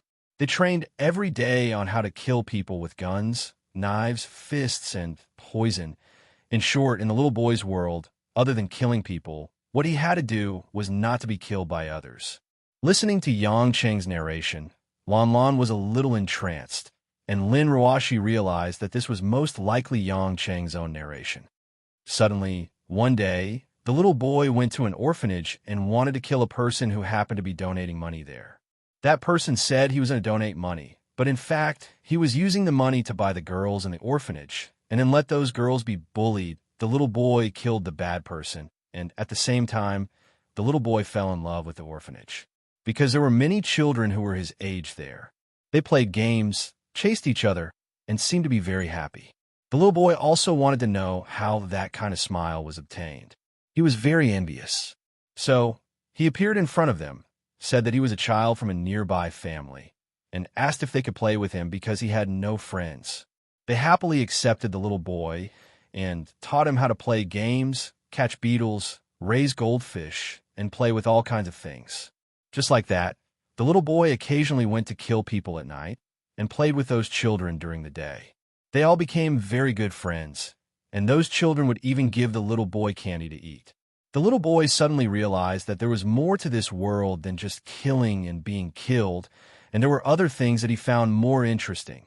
Until one day, someone came to the orphanage to spend money to buy a child. The director of the orphanage looked like a good person, but he was actually in cahoots with those bad people. Knowing that a few of his friends had been locked up by the director and were prepared to be transported away at night, the little boy was very angry. He didn't wish for his friends to be sold. So, he ignored the words of those who had taught him not to act on his own. He went to kill the director and the bad person and release those girls. Originally, the little boy thought that the matter would pass safely, but he never expected that the next day, the police would come to arrest him and even point their guns at him. The little boy realized that it was the girls he had saved who told the police that he was a boy who killed people. Upon hearing this, Lon Lon couldn't help but ask with tears in her eyes, why? Didn't the little boy save them? Yang Cheng shook his head and said with a bitter smile, yes, the little boy did save them, but they were afraid. They were afraid that there was a boy who killed people around them. Although the bad person wanted to sell them, he was at least like them, not a murderer. However, the little boy was a person who could make them lose their lives. To them, the little boy was someone from another world. He was an anomaly that needed to be cast aside and left far away. No matter how intimately they had played with the little boy before, when they realized that the little boy was dangerous, they would first think of protecting themselves and not understand what kind of person the little boy was. Then what happened to the little boy? Lon Lon couldn't hear it clearly, but she could roughly understand it. She couldn't help but ask curiously. At that time, the little boy was already dumbfounded. He didn't understand. He didn't understand why such good friends couldn't understand him. He had clearly saved them, but they wanted to hurt him and betray him behind his back. Just as the police were about to shoot, a girl who only knew how to kill people like the little boy appeared. She killed all the police officers present, then walked in front of the little boy who was in a daze, and said to him, "You don't belong here." Seeing the faint emotions in Yang Cheng's eyes, Lin Ruoshi suddenly understood. That was the story that happened between him and 17 when they were young. Involuntarily, Lin Ruoshi felt sour, but she could also understand the meaning behind Yang Cheng's story. And then, Lon Lon asked expectantly. Then the little boy left. He never went to see those children who played happily with him again, and he never took the initiative to make those kinds of friends again. In the end, he realized that only girls like him, who knew how to kill and were not afraid of bloodshed, could understand him. Then wouldn't he be very sad and lonely? No, Yang Cheng said, because the little boy finally understood from the girl that the reason why he felt lonely was because he was stronger than other children. The reason why he was sad was because others were afraid of him. He was strong, others feared him, and even envied him for not being bullied. Why would he be sad? He should be proud, shouldn't he? Lon Lon looked at Yang Cheng eagerly, blinked her eyes, and said, Lon Lon understands. Because Lon Lon is stronger than other children, they're afraid of Lon Lon. Lon Lon is still a good child, but Lon Lon is a good child who is stronger than them. Yang Chen finally let out a hearty laugh and gave her a thumbs up. You're so smart. Lon Lon, remember this. Lanlin's mother is prettier than everyone else's. Of course, a beautiful mother can give birth to a powerful Lon Lon, right? Lon Lon smiled sweetly and nodded hard. Yes. Lin Ruoshi saw that Lon Lon finally smiled happily. She excitedly wiped the corner of her eyes and pinched Yang Cheng. She said with a smile, What nonsense are you talking about? You always teach children some twisted logic. Lon Lon suddenly threw herself into Yang Cheng's arms, hooked Yang Cheng's neck, and kissed Yang Cheng's face. Yang Chung was stunned. Also, Lanlin's father is better than other children's fathers. That's for sure. Yang Chung was about to boast proudly. Suddenly, an electric current flashed in his head. His heart beat faster. He stammered, "Wait? Lan, what did you call me just now?" Lan smiled and said, "Daddy." Grandma said that Mommy's husband should be called Daddy. She never seemed to care too much about the title. She never seemed to care too much about having a daughter. She never seemed to be jealous that her daughter only called her Mommy. But when Yang Chun heard the soft Daddy, he couldn't help but feel his eyes warm up and his heart was filled with warmth. "I really care a lot." He hugged Lanlin's small waist tightly. He couldn't bear to let go of her chubby little body. He rubbed his face with a bit of stubble on the girl's chubby face. Yang Chung didn't know whether to laugh or cry. "Little fat girl, say it again." Lan pouted. "Daddy, don't call Lan little fat girl, Daddy. Daddy. I can't." "Dad." Yang Chen hugged Lan and just sat there foolishly, reveling in the feeling. The passers-by heard this undisguised laughter and finally looked over. They saw a pink and jade-carved little girl pouting and a silly man laughing nonstop. Most of them felt that this man had a mental problem. Lin Ruoshi looked at the father and daughter. One was laughing foolishly, while the other was grumbling. She had an illusion that in this vast world, there was nothing else that could make her feel more warm than this scene at this moment. Chapter 1148. After laughing and joking around for a while, the family of three strolled along the pedestrian street, taking it as a relaxing stroll. However, because there were many people and Lan was still small, Yang Chung carried his daughter as he wouldn't be tired anyway. The various shops along the street were decorated quite splendidly, especially as it was nearing the end of the year. Although there was still a month before Christmas, some shops had already started selling Christmas decorations and products on the shelves. Lan was still full of fantasies about Santa Claus, pestering Yang Chung to tell him the story of Santa Claus.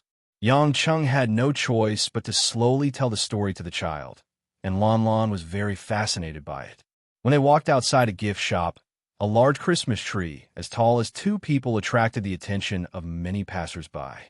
Lin Ruoshi stopped by the Christmas tree, looking at the dazzling array of small gift boxes and all kinds of bright little lights. Her mouth couldn't help but reveal a slight smile. "What's wrong? You're already so old, yet you're still fascinated by a Christmas tree?" Lin Ruoshi lightly snorted. "Can I? A Christmas tree is so beautiful, but it's a pity that when I was young, my grandmother said that making a Christmas tree was a waste of time and that it was better to just look at the decorations, so I never made one at home. Now that I think about it, my grandmother was really quite strict." Yang Qing took a deep look at the Christmas tree and bitterly smiled. "Anyway, I don't like it." "Why?" "You guess. Damn. What else can I say other than it being unromantic?" Lin Ruoshi rolled her eyes at him. Yang Chung laughed. "Marrying a mutton skewer seller. Don't worry about the mood. Let's go. Isn't there a department store under you lay nearby? Let's go take a look at your department store and get some toys for our daughter." Okay. Lan wants toys." Lan immediately perked up, clapping her hands and laughing. Lin Ruoshi helplessly sighed. "This child, I've already brought so many toys home for you. If this continues, Mom will have to buy another house for you to put toys in." Lan giggled. Her innocent smile made Lin Ruoshi feel helpless. After strolling around the department store and collecting some toys and cute new clothes, the three of them returned home. On the way, Yang Chung suddenly received a call. It was from Choi Yun. Yang Chung looked at the mother and daughter in the back seat through the rearview mirror and picked up the phone without hesitation. "Yonyan, what happened?" When Lin Ruoshi heard that it was Choi Yun, a trace of bitterness flashed across her eyes, but she didn't say anything. Choi Yun seemed to have a headache. "Yang Chung, how did you become enemies with the Wang family in Shaanxi?" "The Wang family of Shaanxi? It's that Wangin.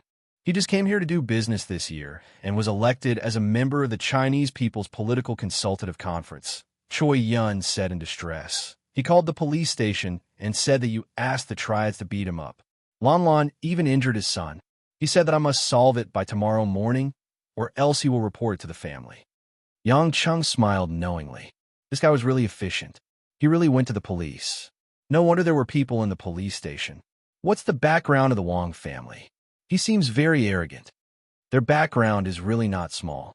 Although the four most powerful families in Huaxia are the four big families in Beijing. In fact, this is only in consideration of the central government. In terms of regions, there were many families that had existed for a long time or since the founding of the country. They were deeply rooted and had very strong forces. After all, the emperor was far away, and a strong dragon could not suppress a local snake. The ancestors of the Wang family had many history of warlords in the central region. The current head of the Wang family, Wang Yinglai, is an old general of the same generation as my grandfather. In terms of connections, he is even more powerful than old Yang. Although many of the direct descendants of the Wang family have started to do business, the eldest son of the Wang family became the deputy secretary of the provincial party committee at a young age. His family is also rich. Who in the energy industry would dare to touch him? Beijing's attitude towards the Wang family is now somewhat courteous. After all, the Wang family has their own army. Even the Ning family and the Li family can't compare to them. Yang Cheng whistled. And their background is really not small. You're still in the mood to whistle? I'm so depressed.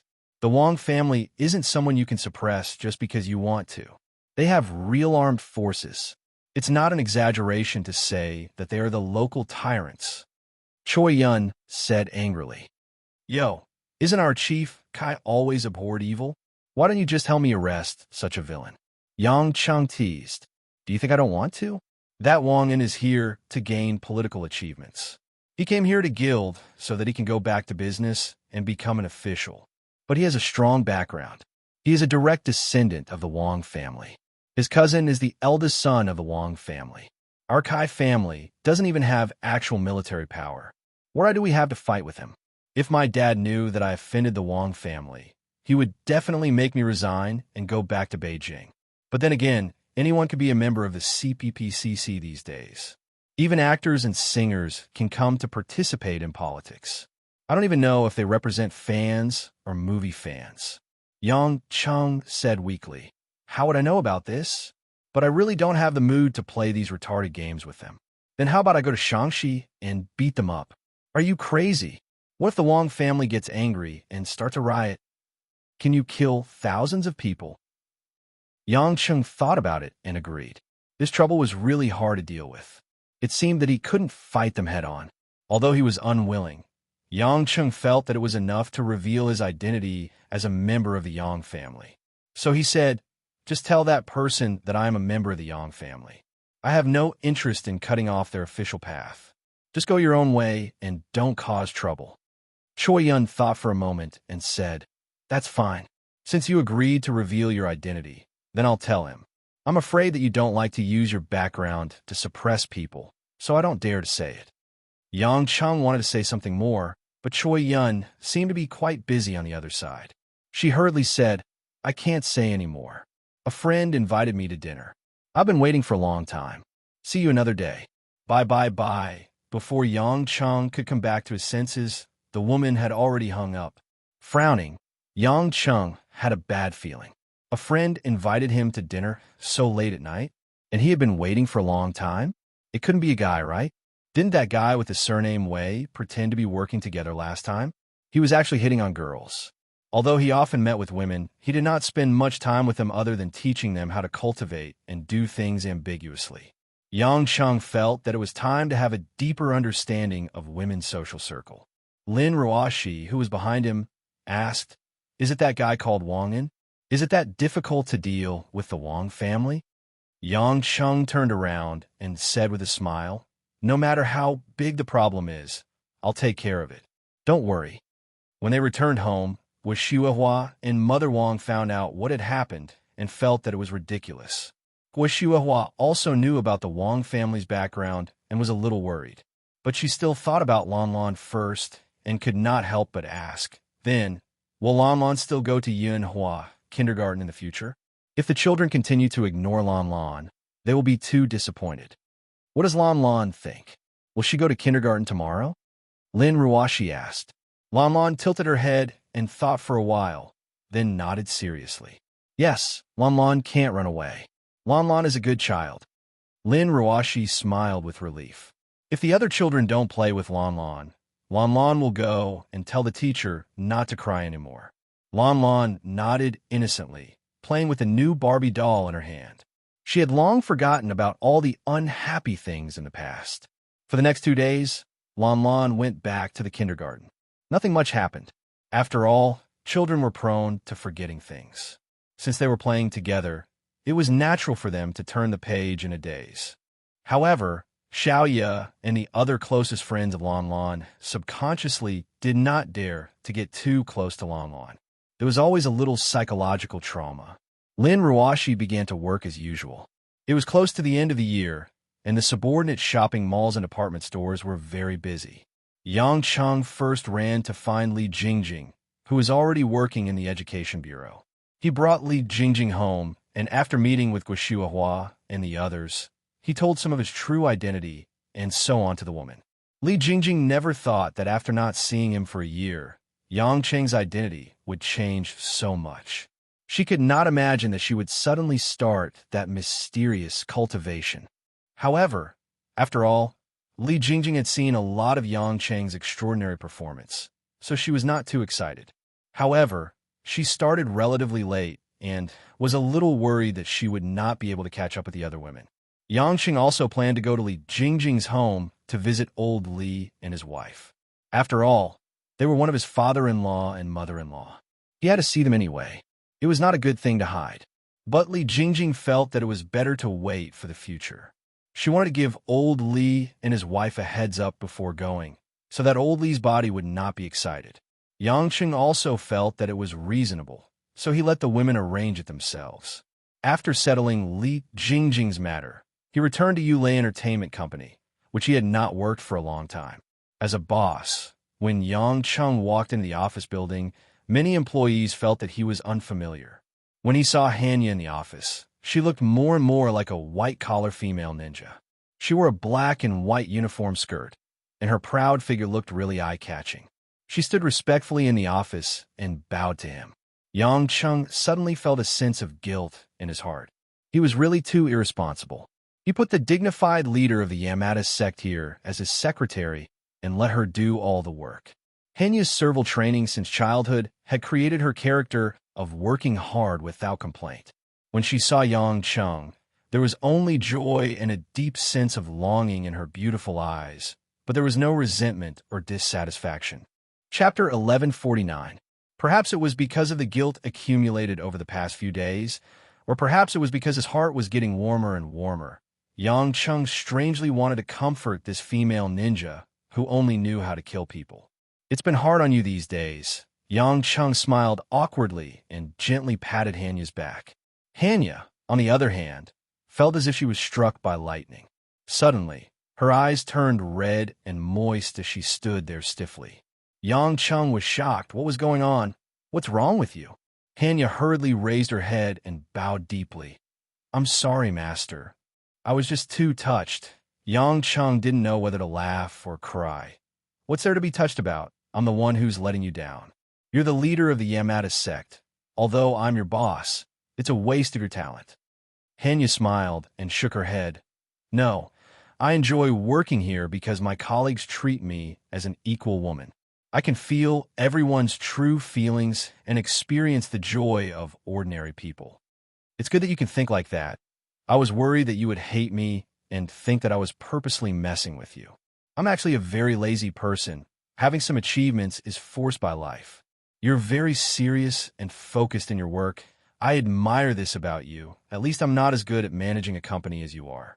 Yang Cheng chuckled.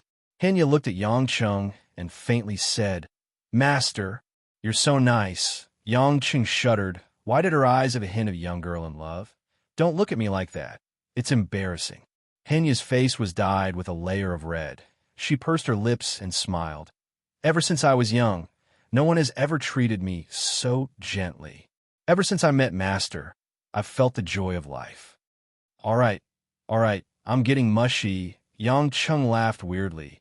If you completely become a white-collar worker in the city, then I'll have to change the leader of the Yamada sect. I don't want the Yamada sect to become a legitimate company. Hanya shook her head. No, work is very interesting, but killing people also makes me very excited. Yang Chung thought that this girl really had a heavy taste. He already had so many women that his backyard was busy, so it was better not to touch this heavy taste. Just as Yang Chung was about to sit down and see what major events were happening in the company, a call came through to his cell phone. Yang Chung took a look and saw that it was a call from Beijing.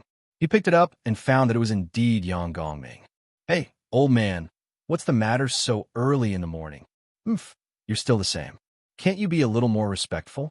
Yang Gongming said unhappily. If I shout in a very mushy way, you might not like it. Yang Chung laughed evilly. Yang Gongming was not interested in this matter and said, That old fellow from the Wang family called me. Did you beat up his grandson? I thought this matter had been settled. I already told Choi Yun to tell that Wang who I am, but he still reported it to the family? It's not just a report. That Wang family is used to being domineering in Shaanxi, and they don't even put the families in Beijing in their eyes. You might not know, but when the general secretary went abroad to visit, that old fellow surnamed Wang gathered the surrounding troops and ran in front of him to conduct a military parade. So you're saying that they want me to make a statement? Wang Yinglai personally called me. His words are polite, but he clearly wants you to make a trip to Shaanxi and meet him. To put it bluntly, if you don't give us some benefits and obediently admit your wrongs, their Wang family is planning to go against our Yang family. Originally, it was nothing, but that old man Wang has a lot of connections, and there are many heavy industries in his territory. If he wants to cut off our Yang family's income and cause trouble, there are still many ways to do it. Yang Chung narrowed his eyes. Then what do you plan to do, old man? Me? Yang Gongming sneered. I'm just an old man who wants to grow some vegetables on that 1 acre of land. I can catch bugs, but I don't have the time to run around and catch weasels. So you mean I'll do it? That's what you said. I didn't ask you to do anything, but I have to remind you that the Wang family is a landmine covered with cow dung. If you want to touch it, you have to dig it out. Don't give it a chance to explode in your face. Yang Chin chuckled. He didn't want to listen any further and hung up. After pondering for a moment, Yang Chung said to Hanya, Hanya, I'll give you a vacation. Go to Shaanxi for me. Hanya was a little puzzled. Master, why are you going to Shaanxi? You shouldn't be going there on vacation. Vacation is secondary. I want you to help me kill someone secretly. You have to let him die without anyone knowing. Do you understand what I mean? Yang Cheng's eyes were filled with coldness. Hanya revealed a trace of excitement. Understood. To Hanya, there were simply countless ways to let someone accidentally die. The prerequisite was that there was enough backup. But for Yang Chung to let her do it, it was obvious that he didn't want to do it directly. So he needed her to reap the life. That was what Yang Chung was thinking. Since it would be troublesome to make a move on the Wang family openly, he might as well let a ninja who was good at assassination carry it out. As for the Yellow Flame Iron Brigade, they would definitely be on guard against the Yamata Sect's ninjas. But now that the general of the Yellow Flame Iron Brigade was Kai Yunqing, his father-in-law couldn't possibly go against him, right? After telling Hanya the details of the requirements, Hanya quickly left and went to prepare. As for finding helpers, there was no need for Hanya, who was at the level of a genin. Yangqing looked at the company's recent operations. Most of them were in order, and the profits had increased significantly in the fourth quarter. Hanya's ability could be seen. When it was almost noon, Zhao Tong brought some documents into the office and said with a smile, Director Yang, I just received news from the film crew that Sword Fairy is about to be completed. According to tradition, we have to hold a celebration for the staff and actors of the film crew. What do you think, Director? Yang Chung was stunned. It's the movie directed by director Yu Shuo? That's right. Yang Qing couldn't help but sigh. Unknowingly, Huilin's first movie had been completed. Although the post-production might still take a few months, it could be considered a successful retirement. Go and make the arrangements. Let me know when the time comes. I'll definitely be there. Yang Chung felt that even if he wanted to support Huilin, he had to reward the film crew. Zhao Ting nodded and was about to leave when he was stopped by Yang Chung. All right, why didn't I see Wang Jie? Yang Chung didn't see his other assistant. Zhao Tong blushed. Wang Jie.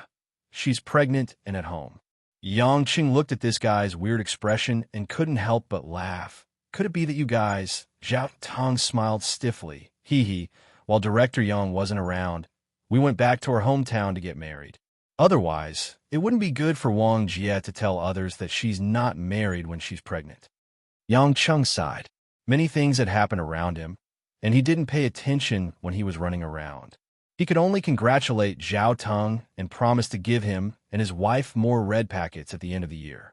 Compared to Yang Chun, who had embarked on the path of cultivation, where he would face all sorts of unimaginable things in the future, the life of an ordinary person, for Yang Chun, was right in front of his eyes, but in the end, it was still far away.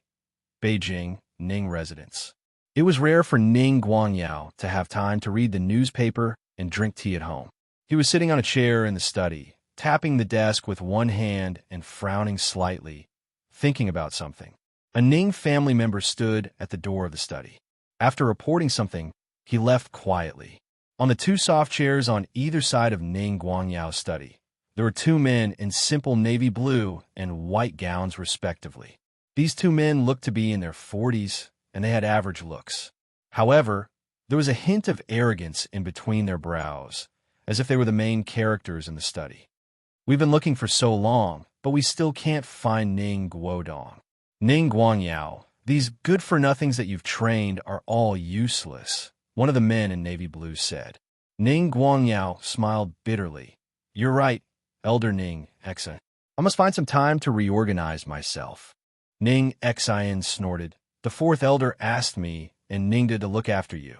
Secondly, we want to see if you can still support this line. If you can't find Ning Guodong, there's no need to think of a way to continue the family line. Then, our Ning family has to train a new generation to take over the secular Ning family. Chapter 1150. These words were said lightly, but when they fell into Ning Guangyao's ears, it felt like needles were pricking him. Ning Guangyao broke out in a cold sweat. He quickly got up and walked to Ning Xin and Ningda. He cupped his hands and said, Yes. Guangyao understands, but please rest assured. Please also convey Guangyao's determination to the Ning family's grandfathers. I will not let down the Ning family. Empty words are useless. You don't even have a hint of finding Ning Guodong. Are you going to marry and have children at this age and spend another few decades to cultivate an heir? You are the premier, and your wife has just died. The Ning family in the secular world cannot have such a scandal, Ningda said seriously. Ning Guangyao smiled and said, Elders, to be honest, I Guangyao actually have a daughter. She was born of me and a lover when I was young. She could be considered Guodong's half-sister. My daughter is now a well-known female entrepreneur in the country, and her intelligence is definitely better than Guodong's. I didn't dare to acknowledge her before because I was afraid that Guodong would feel unbalanced, and I was also afraid that it would affect the reputation of the Ning family. But if I really can't find Guodong, I can let her children be my grandchildren, or even let her be my next heir. The public will not know the situation of the Ning family's internal heirs, and those rich and powerful families will not dare to say a word about my daughter. In this way, we can perfectly solve the problem of the continuation of the family line.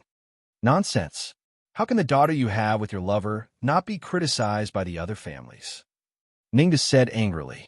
Ning Guangyao hurriedly waved his hands and said, If it was in the past, my daughter would not be in the public. But now, she was married to the eldest grandson of the Yang family, Yang Cheng. Yang Cheng was a fearless man, and he was best friends with Li Dun from the Li family, and the Tang family held him in high esteem. If she were to temporarily take over the Ning family as the young mistress of the Yang family and the future mistress of the Yang family, no one would dare to jump out to oppose her. If anyone did, it would be equivalent to going against Yang Cheng. In the future, when my daughter gives birth to a boy and two girls, as long as there is a descendant with the surname Ning, wouldn't we be able to continue our lineage?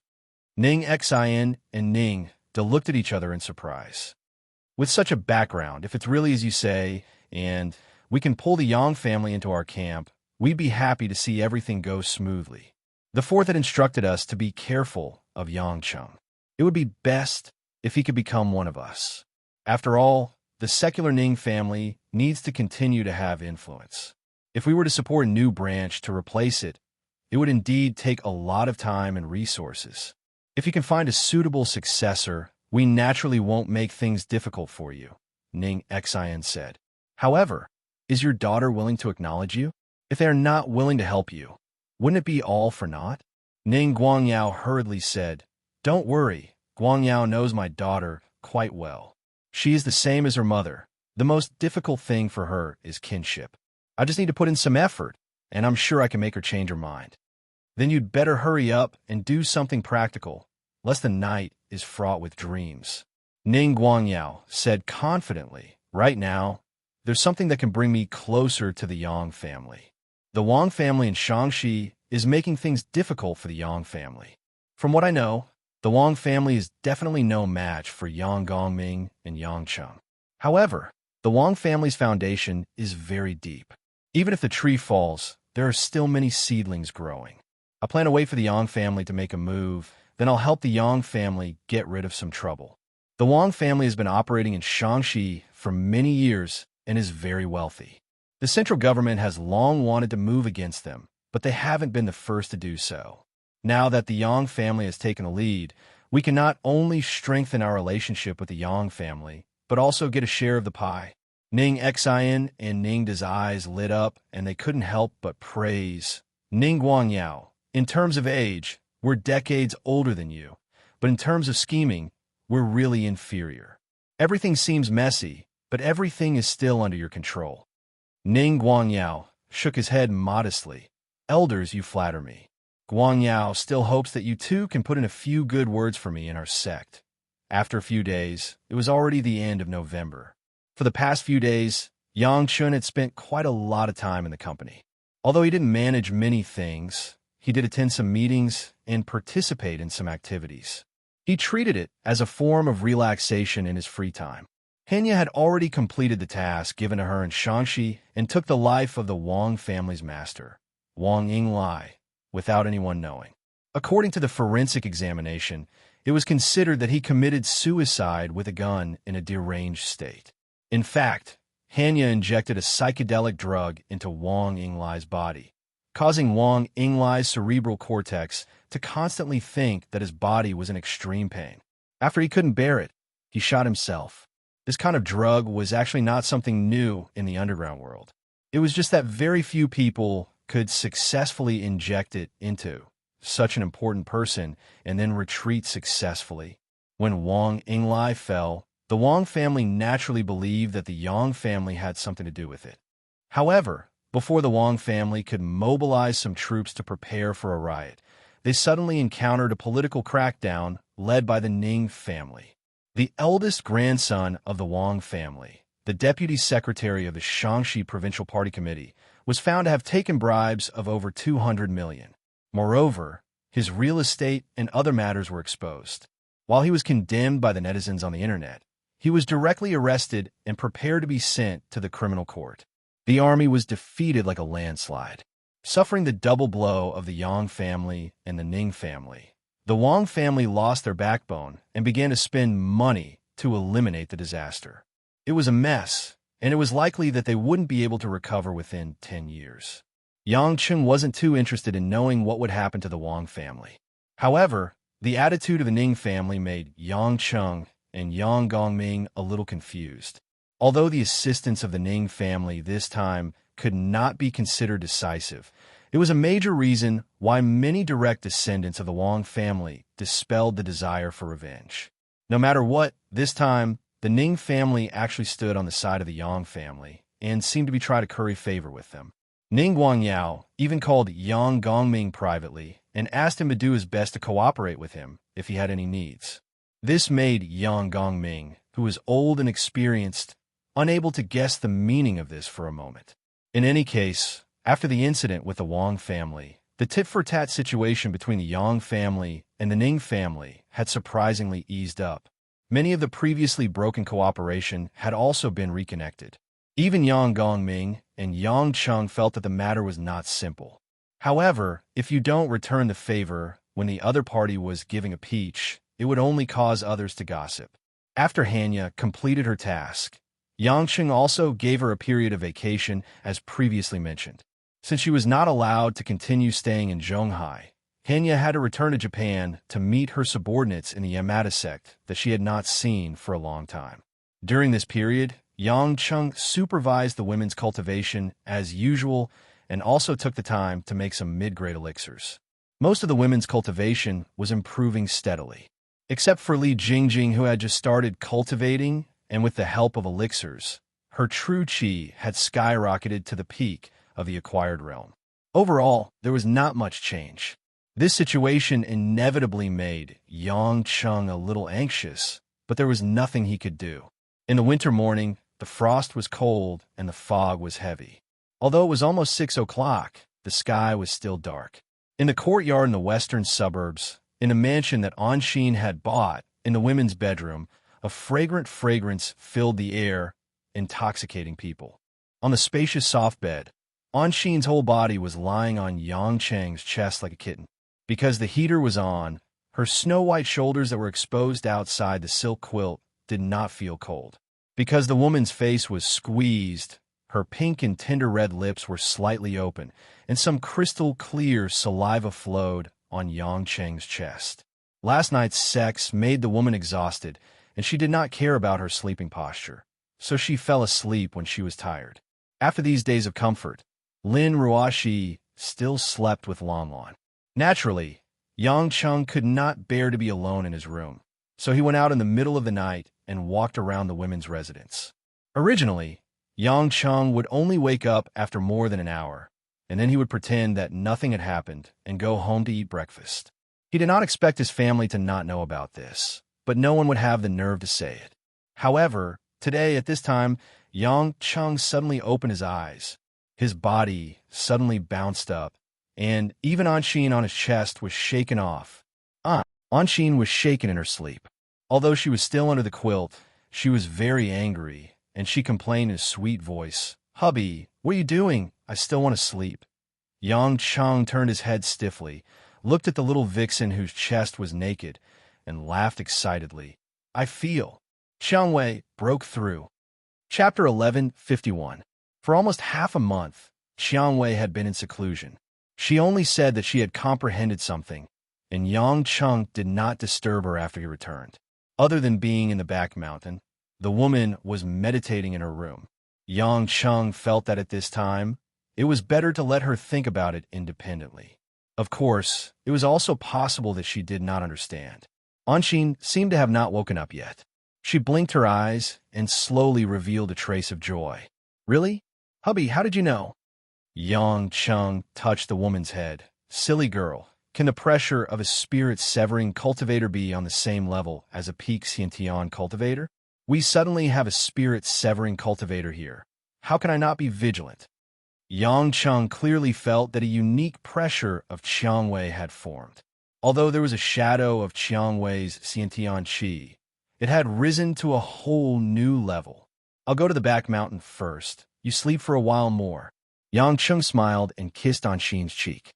He quickly put on his clothes and jumped off the balcony. In the blink of an eye, Yangcheng had already arrived at the platform of the back mountain. On the edge of the cliff, Qiang Wei, who was wearing a blue sweater and tight jeans, had her hair fluttering in the wind. The woman quietly closed her beautiful eyes and spread out her arms. Facing the cold wind, she was extremely enjoying breathing in the cool air. Compared to the charming and seductive woman in the past, at this moment, Qiang Wei was like a beautiful woman who had been washed away by the immortal palace. Her every movement, not only in terms of temperament, but also in the intuitive impression that she gave people, no one dared to blaspheme her in the slightest. Of course, Yangcheng only felt that the woman in front of him was more attractive to him. Sensing that Yangcheng was already behind her, Qiang Wei slowly turned around. There was no need for words. The moment the two silently looked at each other, they were already sharing such a joy. In a flash, Yangcheng was already standing in front of Qiang Wei. He gently raised his hand and stroked the woman's face. "Do you feel like you have entered a completely new world?" Rose pursed her lips into a smile and shook her head. "No. What's that?" "It's a familiar world, but it feels different." Yangcheng nodded. Everyone is different, and the difference in perception is like the difference between heaven and earth. Even if one's perception is the same, the Tao one comprehends will be as different as day and night. I will not understand your Tao, and neither will others. That is why it is your Tao. After entering the soul formation stage, Qiangwei's physical fitness had also been reborn. Her skin felt so delicate that it could be broken by a blow, but in fact, it already had the protection of true Yuan. At this moment, when she felt Yang Cheng's hand caress her face, it was as if another kind of even more unfathomable true essence had stirred the tranquil lake water. Qiangwei quietly felt it for a while and smiled. Although it has been almost 2 years since we first met, although I have always felt that you are by my side, but this is the first time I feel so close to you. But this is the first time I've ever felt so close to you. Although my cultivation base is far below yours, I can feel some of your feelings. Some of your emotions are real. You're at your most genuine level. I'm so happy. Don't just be happy. You have just entered the soul formation stage, but you can't just rest like this. I happen to have a lot of mid-grade pills that you couldn't use before you reach the soul formation stage. Now, I can give them to you. Yang Cheng took out 2 small porcelain bottles from his mustard seed Sumeru ring. He had specially bought them from a good porcelain shop to store the pills. There are 5 Dragon Cloud pills and 1 Heaven Cloud pill. Take the Dragon Cloud pill first. It can quickly condense the spiritual energy of heaven and earth and increase the speed at which spiritual energy turns into true essence. Finally, take this high-grade Heaven Cloud pill. It can greatly advance your cultivation of the soul formation stage. Jiqing said that this Heaven Cloud pill is an extremely rare treasure in Hongming. If it wasn't for my superb alchemy skills and good luck, I would never have been able to get my hands on it. Qiangwei didn't stand on ceremony and took it. It was a happy thing to receive her man's work. She especially loved cultivation, so of course the more pills she had, the better. Seeing the woman's happy expression, Yang Cheng pointed to his lips. Don't you know how to express your gratitude after taking such a good thing? I have already given you the high-grade pills. I really doted on you for nothing. Qiangwei rolled her eyes at him and floated up gently. She wrapped her arms around Yang Cheng's neck and kissed him. After entering the soul formation stage, it was no longer difficult for them to fly quickly. They could naturally use the spiritual energy of heaven and earth to fly. Hubby, I won't get old now, right? Will I be able to live for hundreds of years? Qiangwei asked excitedly. Yang Cheng nodded. He held the woman's hand and started walking down the mountain. That's right. 200 to 300 years is not a problem. You won't grow old either. However, you can't be too relaxed. Strive to reach the late soul formation stage. Going from the soul formation stage to the tribulation stage is only a kind of accumulation of cultivation. The requirement for comprehension is secondary. Then when I reach the tribulation stage, will I undergo the 3 Yang fire tribulation, the 6 frost water tribulation, or the 9 heavenly lightning tribulation? Yang Cheng thought for a while and shook his head. I'm not sure, but the 9 heavenly lightning tribulation shouldn't be.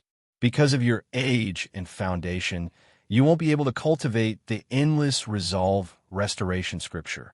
Therefore, this cultivation method is actually a modified and summarized cultivation method. I'm not sure what realm this cultivation method can reach. After all, you're the first person to enter the soul formation stage. I was worried that the cultivation method would make you advance to the soul formation stage. Now, I'm half relieved. The two of them chatted and exchanged some of their experiences in cultivation. Their conversation was rather uneventful. After entering the soul formation stage, Qiangwei's temperament became more refined. Regarding Yang Cheng's mention of the Red Thorn Society going downhill, Qiangwei didn't have much interest in it all. For Qiangwei, when she stood at the height of a soul formation stage cultivator and looked at the Red Thorn Society that she founded, it was already a fleeting cloud. It was the same reason why Yang Cheng had a large number of mercenaries and killers in the world, but he had no interest in managing them. Yang Cheng even felt that it might be because of the difference in their understanding of Tao. Qiangwei was more pure and had fewer desires than him, who was in the tribulation stage. However, Yang Chung still made up his mind to have a good time with Xiang Wei tonight or tomorrow night. He really hadn't done it with a woman in the soul formation stage before. Just thinking about it made his heart itch. If Xiang Wei knew that the man beside her was thinking about this, she would definitely roll her eyes. How vulgar. When he followed Xiang Wei home, it just so happened that Ma Guifeng was doing aerobics on the lawn in front of the house to stretch her muscles. After all, she was almost 60 years old. Although Ma Guifeng was still attractive, it was hard to hide the white hair on her temples. This aerobics and some breathing method were taught by Yang Chung to her and Guishuahua. After all, the elders didn't have time to cultivate. They could use elixirs to nourish their skin and increase their longevity. These days, when Yang Chung was at home, he often saw Ma Guifeng and Guishuahua when they were drinking tea and chatting. However, Xiang Wei had been in seclusion for the past few days, so he kind of missed her. "Io, Xiang Wei, you're finally back." Ma Guifeng came forward with a smile. She looked up and down curiously for a while. "That's strange. I haven't seen you for a few days. You seem to have become prettier." Xiang Wei blushed slightly. "Anima, how can that be? I didn't have plastic surgery." "It's not your appearance, it's your temperament." "No, I can't tell what's going on." "Is it because of your cultivation?" Xiang Wei nodded. "I made some progress." Ma Guifeng waved her hand. "Forget it. I don't know about these things. Hurry up and go in. Chinny is making breakfast. Yang Chung, come and eat with us. Anyway, you have to fight with your daughter for food at home." "There's no need." Yang Chung complained incessantly. He didn't expect that his mother-in-law would think of him like this. When they entered the living room, there was already a strong aroma of egg rolls with a hint of chopped green onions. This immediately made Yang Cheng's appetite increase. Mo Chinny, who was wearing an apron, stuck her head out from the kitchen. When she saw Yang Chung and Xiang Wei coming in together, she was slightly surprised. "It'll be ready soon. Wait a moment." After a while, Mo Chinny brought out a table of simple but exquisite breakfast. Regarding Xiang Wei's change, Mo Chinny naturally knew that Xiang Wei had finally broken through. She couldn't help but curiously ask Xiang Wei how she felt.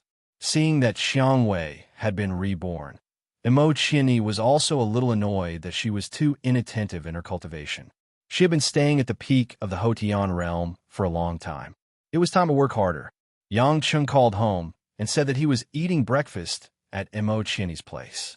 However, the reason was that he found out that Xiang Wei had broken through early in the morning, so he didn't go back.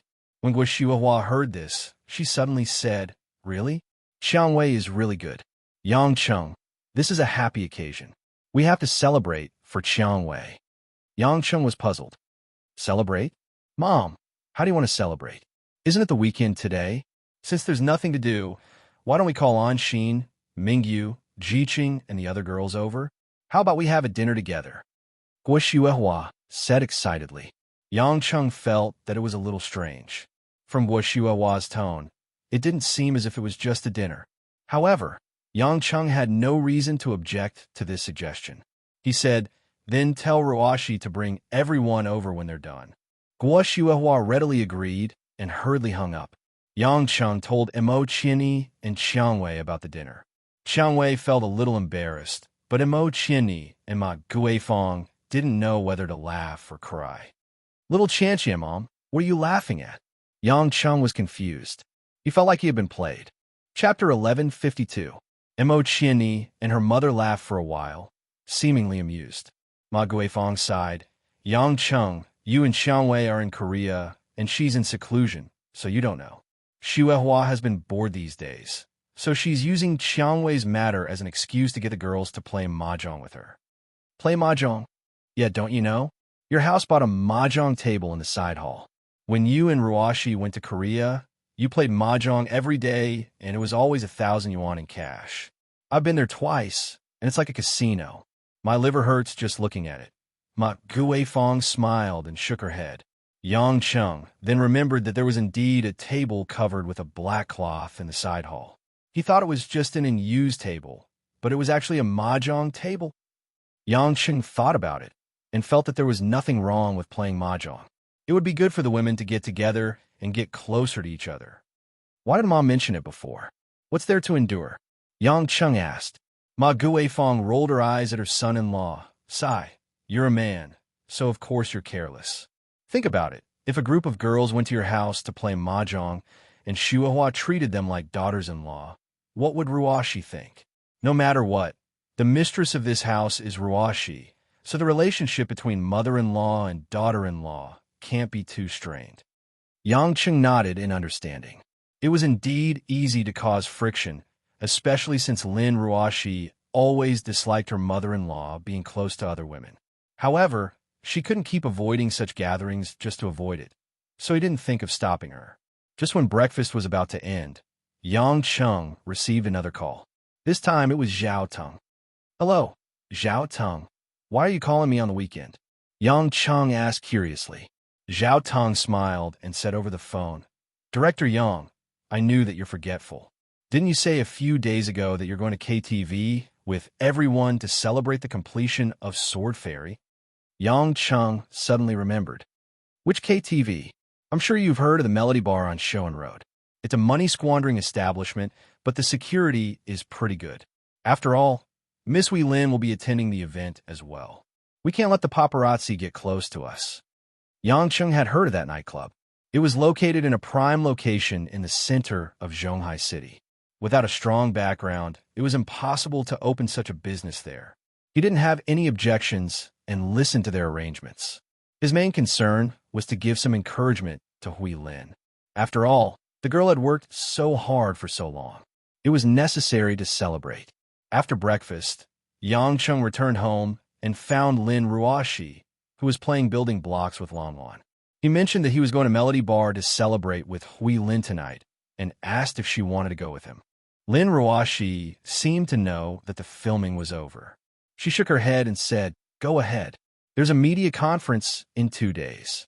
They'll officially announce the completion of the filming. I'll attend the ceremony, but I won't go today. I don't like KTV anyway. I'm afraid that Hui Lin will be sad if you don't go. Save it.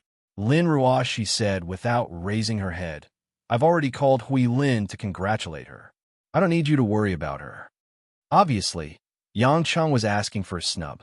He shrugged and squatted down to play building blocks with Lan Lan. Yang Chung was more familiar with building blocks than Lin Ruashi. Soon, he and Lan Lan built a plane and a tank, which made Lan Lan clap her hands and laugh. Lin Ruashi watched the father and daughter playing together. Her eyes were filled with warmth. She reached out to touch her daughter's hair and asked softly, Hubby, will you let Lan Lan cultivate in the future? Yang Chung chuckled and said naturally, Of course she will. Otherwise, our daughter won't live as long as our parents. Moreover, Lan Lan's quality is excellent. She has an innate advantage over me when I was young. She's also young. I plan to teach her the endless resolve restoration scripture. After all, she's our first child. I can't be stingy. As expected, Lin Ruashi had a complicated look in her eyes. Then why didn't you teach her? First, Lan Lan is still young. The endless resolve restoration scripture is not for her to study at this age. At least wait until she finishes kindergarten. Second, I don't want her to rely on elixirs. The endless resolve restoration scripture is different from the cultivation method I created. It requires a very solid foundation. Otherwise, it's easy to develop inner demons. Third, I'm not sure what kind of opponents I'll encounter. There are people secretly coveting the endless resolve restoration scripture. If I teach it to Lan Lan, they might directly attack Lan Lan, just in case. Moreover, once she starts cultivating, she'll have to put in a lot of effort. Let's not care about it for the next 2 years. Let her have more fun in her childhood. Lin Ruashi nodded and sighed slightly. I only hope that Lan Lan can have a good body and protect herself. I don't expect anything else. I'm just afraid that after she cultivates, she'll always be fighting like you. Even if she always wins, she'll still be worried. Yang Chung could see the woman's worry, but he couldn't do anything. He could only try his best to be at the forefront so that his family and children could avoid some conflicts. Although it seemed peaceful at the moment, Hongming, the hidden families, and even some people like Athena were obviously ready to make a move. No one knew what they were planning. However, they weren't ordinary people. If they weren't confident, they wouldn't make a move easily. Anyway, they had time, so there was no need to rush. Yang Chung was left behind to play games with Lan Lan. Lin Ruoxi went to the kitchen to help. After all, the girls would come over in the afternoon. When Lin Ruoxi learned that Xiang Wei had broken through to the soul formation realm, she was a little envious, but she didn't object to such a gathering.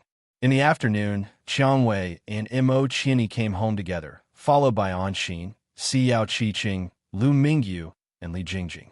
After all, Tang Wan was a little older, and she had a daughter in college, Tang Tang, to take care of. They didn't have much interaction on weekdays, so Guo didn't call her. As for Choi Yun, after several rejections because of business, Guo was already quite angry with this policewoman, so she didn't bother to ask for a rebuff. For a time, the house could be said to be full of birds and swallows, beautiful purple and red. When Lan Lan saw a group of ants coming home, she kissed and hugged them left and right, very happy. The girls didn't let the little girl down. They all brought some delicious and fun things for Lan Lan, which made the chubby little girl quite satisfied. Today's protagonist was naturally Xiang Wei, who had just broken through to the soul formation realm. When the girls saw the obvious change in Xiang Wei's temperament, they were all envious. Before the girls could ask Xiang Wei many questions about cultivation, Guo, the mother-in-law, clapped her hands happily and said, "Don't ask first. Who wants to play a few rounds of mahjong with me? I haven't played for a few days, my hands are itchy, let's play while we talk." As soon as she heard that they were going to play mahjong, Anxin suddenly said with a bitter face, "Mom, do we still have to play? I didn't bring money today, silly girl. It's not like we have to bring money to play. We just want to have fun," Guo said. Lin Ruoxi came out with a plate of fruits. When she heard that they were going to play mahjong, she didn't know how to react. "Mom, we have mahjong at home?" Guo walked to the side hall a little embarrassedly and lifted the black cloth on the mahjong table. "When you and Yang Cheng went out for a few days, I bought a mahjong table and asked them to come to my house to accompany me to relieve my boredom. Ruoxi, you don't mind, right?" Lin Ruoxi was smart. How could she not know that Guo invited everyone to the party today with ulterior motives? She felt helpless and slightly displeased at the same time. The education from childhood made Lin Ruoxi feel that playing mahjong was not a good thing. Not only was it a waste of time, it was also involved in gambling, but since her mother-in-law wanted to play, she couldn't force her to stop it. "And let's play, Mom, as long as you're happy." Lin Ruoxi forced a smile. Guo hurriedly nodded and called the women to go in quickly. Because there was only one mahjong table, the women pushed and shoved each other. Then they decided to let the main character today, Xiang Wei, and Anxin, who was the best at making Guo happy, and Li Jingjing, who had just joined the group of sisters, play. But Li Jingjing had never played mahjong since she was young, and she especially liked Lan Lan. She wanted to play with her child, so she didn't want to go up at all. On the contrary, Mo Qianni was smart. She said to the expressionless Lin Ruoxi, "Ruoxi, why don't you play a few rounds?" "Me?" Lin Ruoxi was stunned. She frowned and said, "I don't know how." "If you don't know, I can teach you. It's very simple. You're so smart, you can learn it easily. If you can learn it, you can play with Mom in the future, lest Mom gets bored," Mo Qianni persuaded. Lin Ruoxi looked at the colorful mahjong tiles and thought that all the women knew how to play. If she didn't know how to play, would it be a little embarrassing? After thinking for a while, she nodded and agreed. Chapter 1153. Looking at Lin Ruoxi and the other girls playing mahjong with Guo, Yang Cheng felt that the scene was a little weird, but it was better than the awkward atmosphere between the girls in the past. Si Yao Qiqing, Lu Mingyu, and the other girls didn't need to play mahjong. They just chatted with Mother Wang. Mother Wang spoiled her daughter to the extreme. Although they lived in the same place and saw each other every day, they still had endless things to talk about. Looking at the group of women in the house, old and young, Yang Cheng also realized that it was time to go to the party at night. After saying goodbye to Mother Wang and Guo, Yang Cheng drove to the Melody KTV in the city center. Although it was called a KTV, in fact, it was not inferior to some luxurious nightclubs. The 4 bodyguards in black at the entrance made many ordinary passers-by flinch. When Yang Cheng parked the car, and entered the hall. Zhao Tong was already waiting there. "Director Yang, we're just waiting for you. The crew and people from our department are all here." Zhao Tong looked radiant. He was very enthusiastic about such a relaxing party. "Is there a need to be so excited?" Yang Chung smiled. Zhao Tong said happily, "Director Yang, you don't know, a bottle of Remy Martin is at least 5 times more expensive in a place like this. If it wasn't for the company, working-class people like us wouldn't dare to come here to spend money." Yang Chung didn't know much about the market. He followed Zhao Tong through the long corridor. Many guests in the corridor were well-dressed. Their every movement revealed the aura of the upper class or nouveau riche. On each door, there were various ancient-style private room names engraved in jade. The carpet was soft Middle Eastern wool. There was no noise when one stepped on it. The lights were slightly dim, but the brightness was just enough for some people to do some small things. The waitresses walking back and forth boldly wore bunny girls, high-slit chong sams, and other styles of clothing. Some were mature, some were pretty, and there were even foreign girls. They had different styles. He walked to a private room called Sunset Solitary Duck, pushed the door open, and entered. Inside was a huge space. Under the bright lights, the red sofas on the walls were bright and eye-catching. There were already at least 20 people drinking and chatting there. A middle-aged man was holding a microphone, excitedly singing a fast-paced song that Yang Chung found familiar but did not know the name of. The deafening sound effects were quite exciting. Everyone stood up when they saw Yang Chun enter the room, including director Yu Shuo, whom they hadn't seen for a while, and of course Hui Lin. In order to keep a low profile, Hui Lin wore a simple black windbreaker. Her silky hair was tied up, and she did not put on any makeup. She looked fresh and lovely. Yang Chung went up and shook hands with everyone. In fact, Yang Chung was not familiar with the employees in the company. It did not matter if he could not call out their names. Yang Chung was very good at pretending to be familiar with them. He chatted politely with director Yu Shuo for a while and toasted with the crew. When he sat beside Hui Lin, Yang Chung looked at her from head to toe for a while and asked with concern, "It must have been hard on you. Did you suffer any grievances?" Hui Lin nodded gently. "Everyone treated me well, but it's hard to make a movie. I think I'll just focus on singing in the future." "Haha, that depends on box office. If the box office is bad, I won't let you make a movie even if you want to. If the box office is good, you can do more for your sister and make more movies," Yang Chung teased. Hui Lin snorted. "Sister won't ask me to make money for her. She makes money from all her businesses. If I don't want to make movies, she will definitely agree." "Look at your proud face." Yang Chung smiled.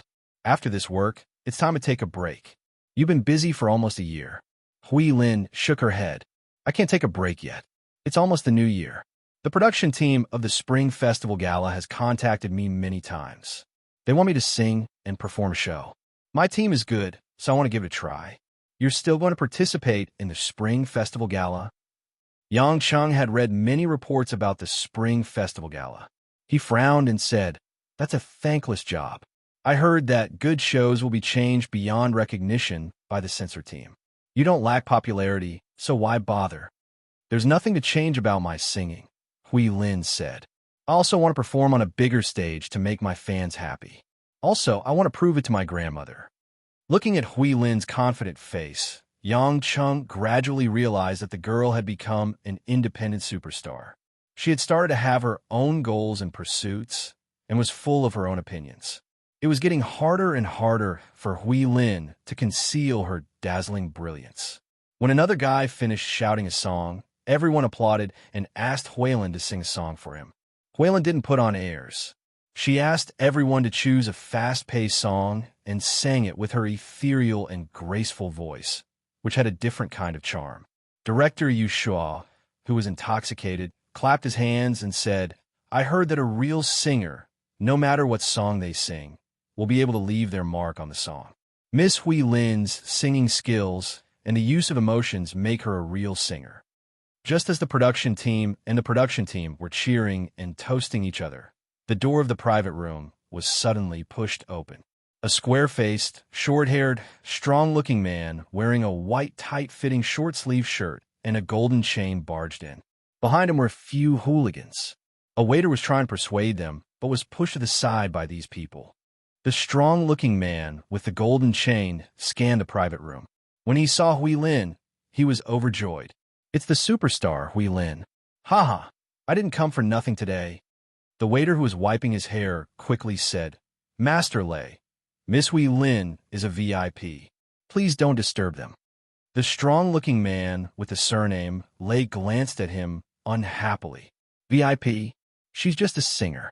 She's a star if I say she's a star. If I say she's a chick, then she's a chick." Zhao Tong stood up and said angrily, "Waiter, who are these people? How can you just let people in?"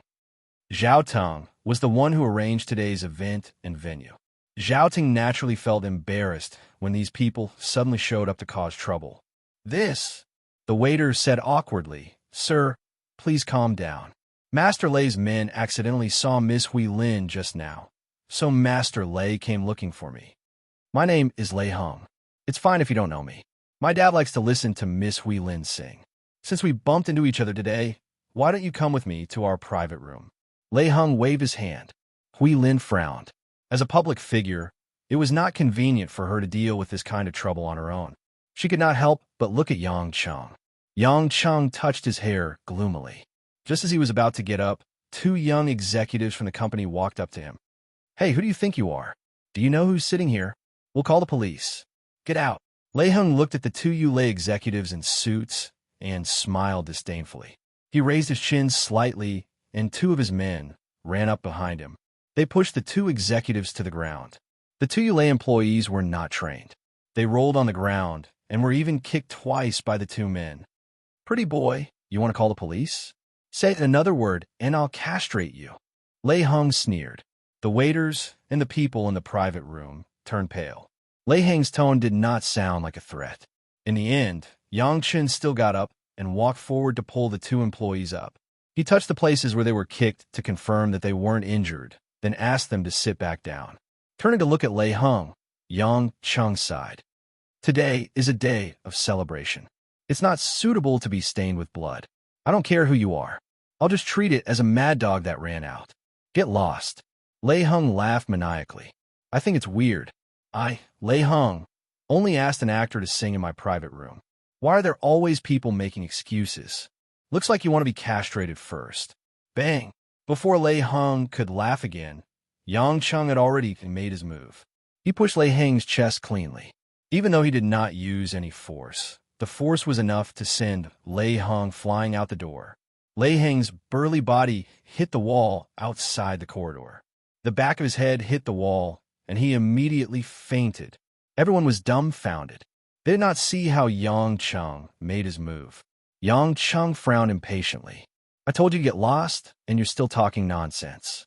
Is there something wrong with you?" The waiter next to him gasped and yelled in pain, "Sir, you're in trouble. How could you hit Master Lei?" Chapter 1154. Yang Cheng patted the waiter's shoulder. "Thank you for your concern, but I think you should drag this guy back first, in case he gets in the way." The two men were furious. They checked on Lei Hung, and after confirming that his life was not in danger, they lifted him up.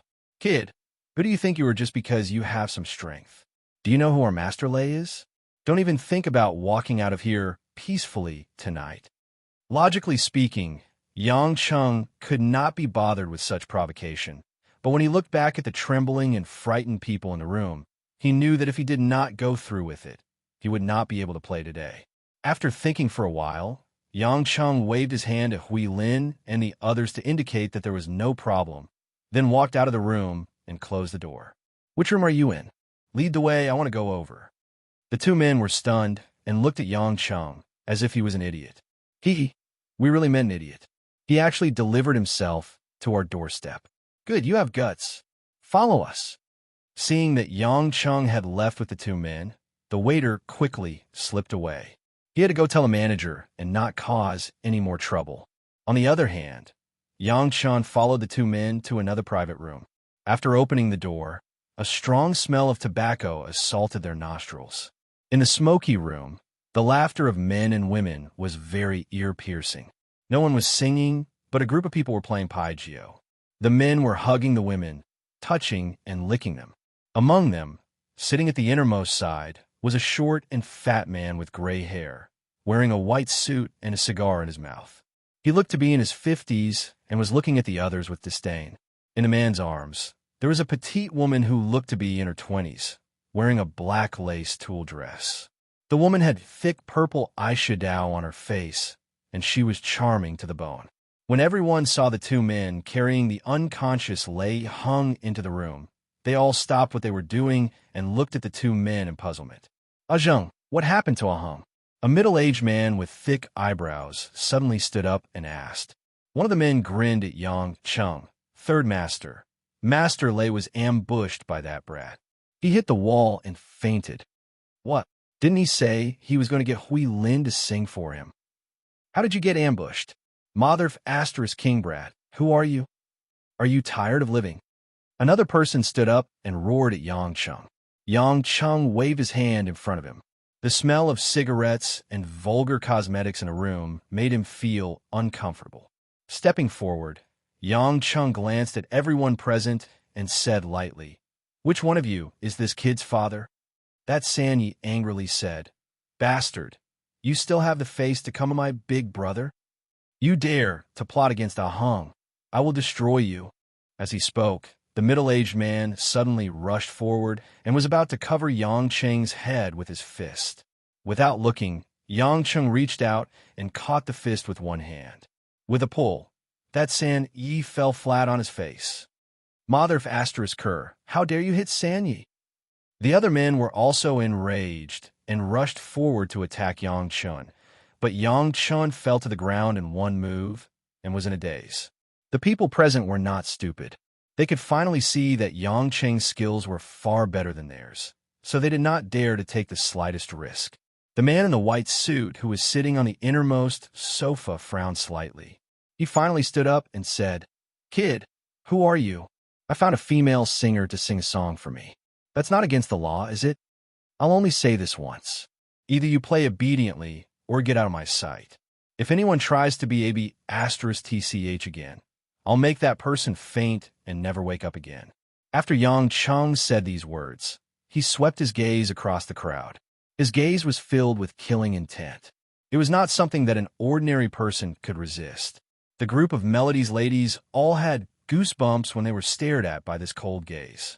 A few men also swallowed their saliva, unable to say anything.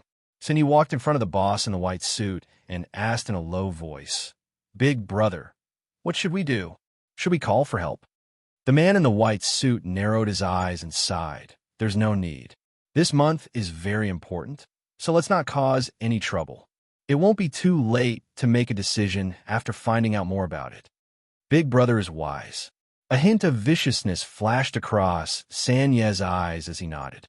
The two of them thought that they were talking very softly, but Yang Chung was the only one present who could hear everything. However, Yang Chung did not care at all.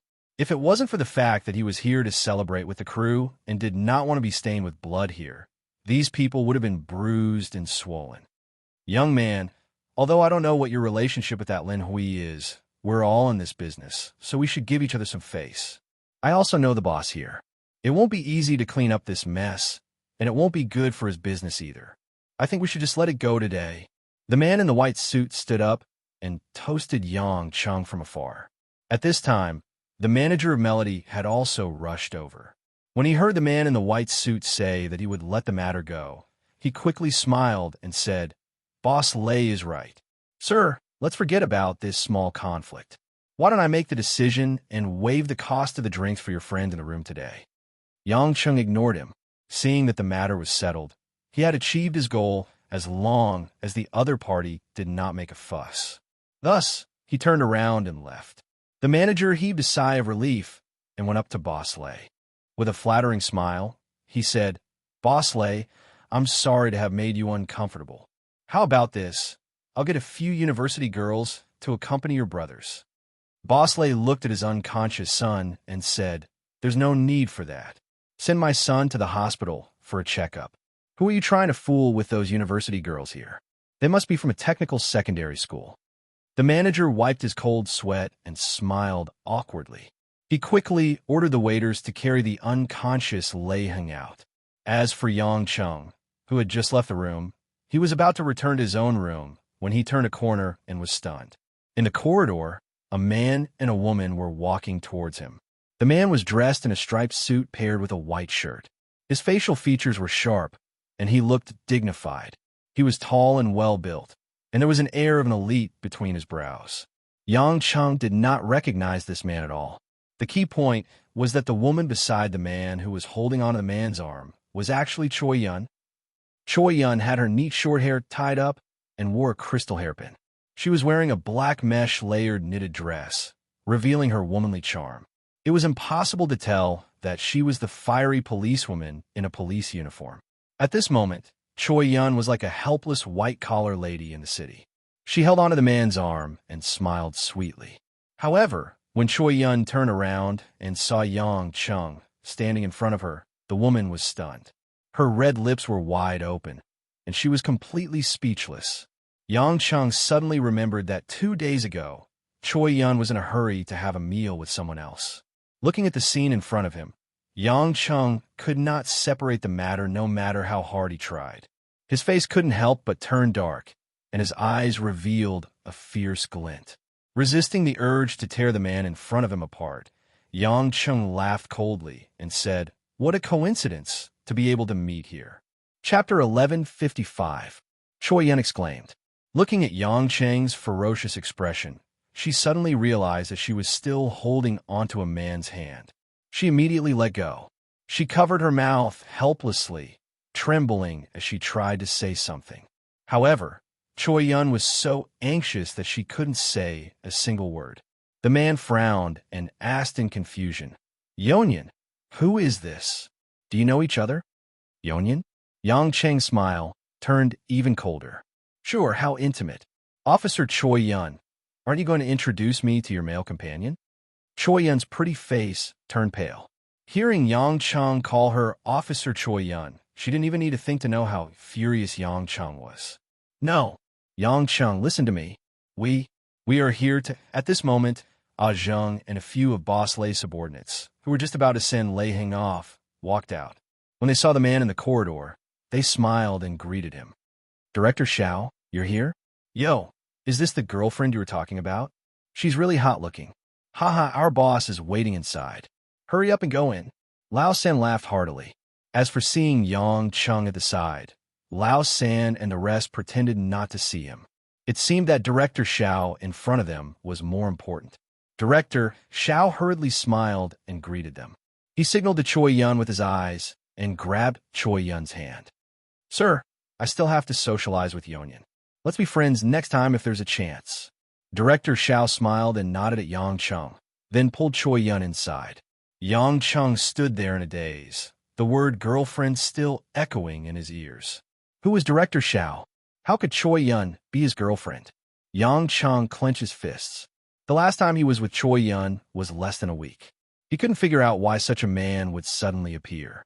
Just as he was about to turn around and ask, the phone in his pocket vibrated. Yang Chung took it out and saw that it was a message from Choi Yun. "I'll explain later. Don't come over." Yang Chen looked at the few words and forcefully held back his anger, forcing himself to calm down. Although Choi Yun was impulsive, she wouldn't do anything improper. He had to trust his woman first. Since she said that she would explain later, he might as well wait for a while and return to the private room to have a few drinks with the crew first. However, when he thought that Choi Yun was holding hand with another man, Yang Chung felt a headache coming on. Back in the private room, Hui Lin asked about the situation worriedly. Yang Chung only said that everything was fine and everyone continued to have fun. Because Hui Lin had to return to Yinjing to prepare for the Spring Festival Gala 2 months in advance, she didn't have much time. They left in a hurry after 10 o'clock at night. Before leaving, she asked Yang Chung to send her regards to her family. After Hui Lin left, the crew also left. The post-production of the movie was still in full swing, hoping to be released during the Spring Festival. Yang Chun was the last to leave. After everyone had left, he sat in his car in the parking lot and quietly waited for Kai Yin and the man surnamed Xiao to come out. It wasn't until midnight that Choi Yun called. On the phone, Choi Yun's voice was a little weak and nervous. She whispered, "Yang Chung, I'm out. Where are you? I'll be there immediately. Parking lot. Yang Chung said lightly and hung up the phone. Not long after, Choi Yun, who was still in a black dress, walked over. The woman didn't seem to be afraid of the cold. Her slender legs were only covered with thin stockings, but it made her look more feminine. Yang Chung had never seen Choi Yun dressed up so feminine. He couldn't help but think that she was dressed up when she was with another man, and he was particularly unhappy. What made Yang Chung even more unhappy was that director Xiao actually came along. Seeing Yang Chung leaning against the BMW with a pale face, Choi Yun forced a smile, walked forward, and carefully grabbed Yang Cheng's hand. Dear, you're not really angry, are you? I'm working, it's not what you think. Choi Yun said pitifully. Yang Chung glanced at Director Xiao, who was behind the woman, and Director Xiao was also looking at Yang Chung strangely. Work? I like to hear what kind of job requires a dignified police chief, like you, to be someone else's girlfriend. No, Xiaoyi and I are university classmates. I'm just pretending to be his girlfriend to trick that Lei Jingfu. Choi Yun hurriedly said. At this time, Xiaoyi also stepped forward and said with a smile, Hello, my name is Xiaoyi. I'm Yonyan's classmate at the police academy. I think of the boyfriend that Yonya mentioned, Yang Chung. I hope you don't misunderstand. Although I'm pursuing Yonyan, she's not my girlfriend right now. Xiaoyi, stop talking. You, Aya. Choi Yun was anxious, and her face flushed red. Yang Chung was so angry that he laughed. Haha, I'm confused. One moment it's true, and the next moment it's not. Is it work or personal feelings? What are you guys talking about? Choi Yun hurriedly said, Yang Chung, don't listen to me. Don't you know me? How could I do that kind of thing behind your back? It's really work today. I'm here to collect evidence of Lei Zhengfu's crimes. So I purposely took this opportunity to come here. Criminal evidence? Yang Chung frowned. Choi Yun nodded and said, I'll tell you the cause of the matter. Choi Yun began to tell the whole story in a concise manner. It turned out that Boss Lei's real name was Lei Jingfu. He was a local tyrant from Do Wang village in Lushan town, west of Zhonghai city. The reason why he was called a local tyrant was that Lei Zhengfu had been in the underworld in his early years. Later on, through some unknown means and luck, he took over a quarry. Later on, he developed into an iron mine owner and began to refine steel. Gradually, his business expanded. However, in recent years, Lei Zhengfu relied on the resources of both the underworld and the underworld to set up a paper mill. In Dao Wang village, he could be said to have completely become the local tyrant. Originally, the paper mill was not allowed to be opened. The pollution was too serious, and the discharge of wastewater was also a problem. However, Lei Jingfu had connections in the town, and he was also connected to the connections in Zhonghai city. With these connections, he really succeeded. A profit of tens of millions of yuan a year was definitely not something that ordinary people could imagine. It also allowed Lei Jingfu to feed the officials above him. His business was also as stable as Mount Tai. However, Lei Jingfu's ambition did not stop there. He also joined the party and prepared to become the village chief of Do Wang village through the villagers' representative vote this year. Not for anything else, but after becoming the village chief, Lei Jingfu could easily continue to expand his paper mill. At the same time, he could discharge the wastewater into the village's river, reducing the cost of purifying a large amount of wastewater. Originally, the village committee strongly opposed this practice and even incited people to petition to make trouble. Although Lei Zhengfu had already opened up his connections and was not afraid of those people reporting him, he had not succeeded. If he became the village chief, everything would be much easier. Yang Qing knew that there were many towns and villages around Zhonghai because Lin Ruoshi had also placed some of Yu Lei's low-level factories in those surrounding towns. After all, labor and land were cheap. However, Yang Chung had no interest in cracking down on the villains and local tyrants in these towns. This kind of thing happened all over the world. He was not a merciful bodhisattva, so why should he care?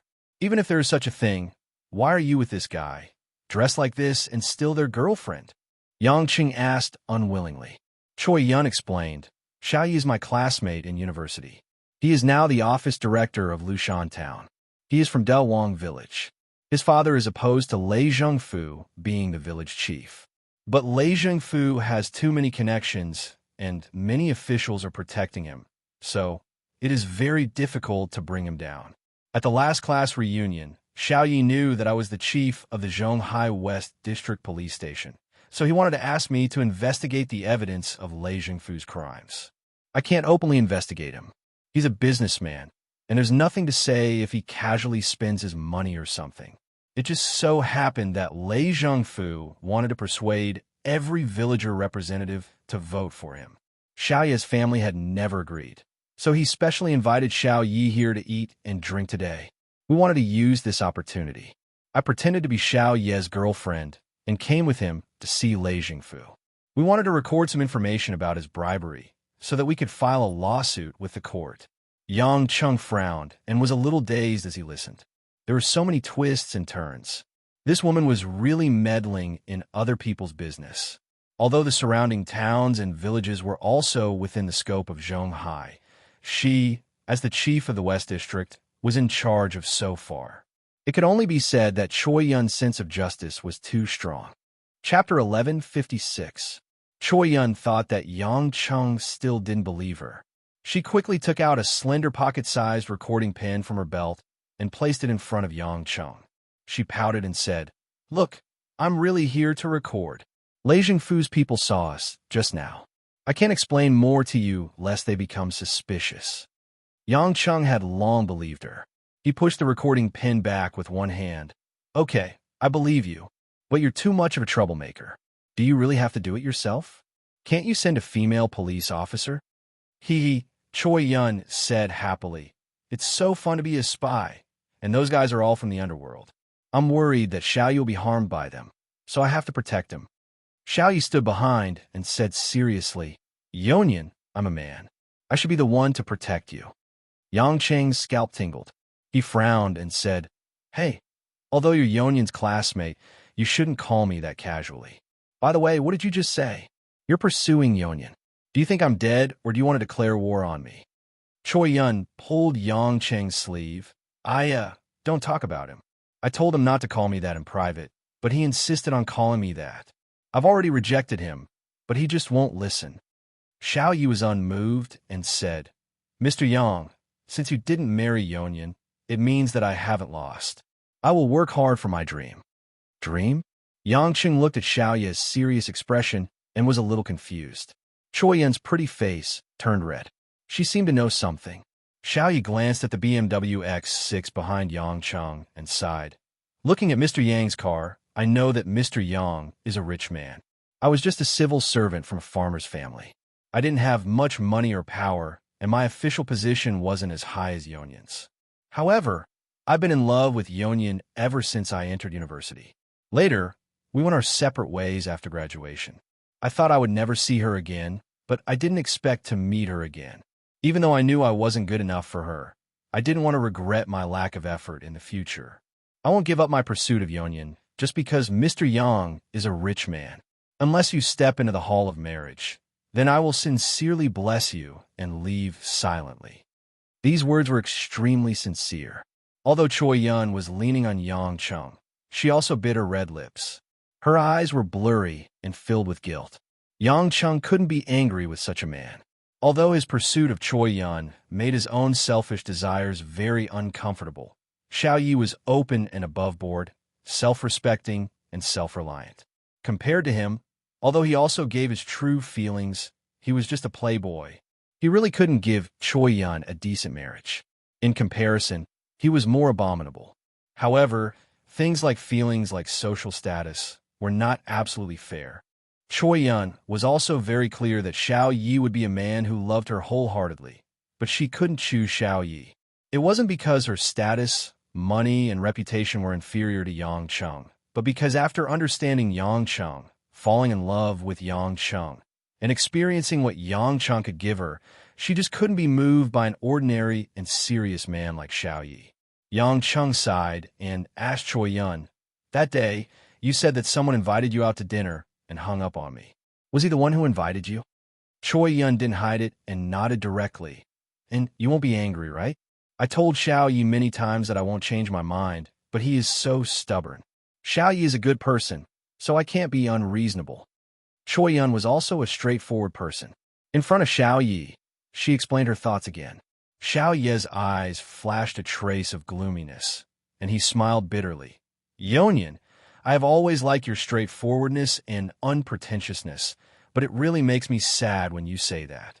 I have always been curious about what kind of man can make Yonyan like, and I even doubt the existence of Mr. Yang.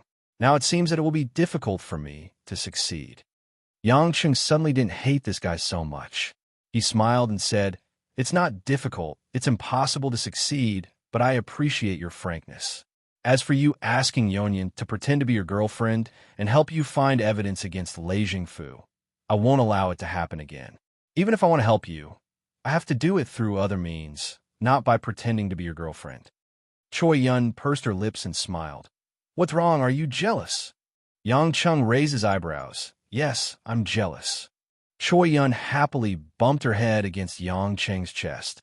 "Okay, don't be sour. I won't do that again.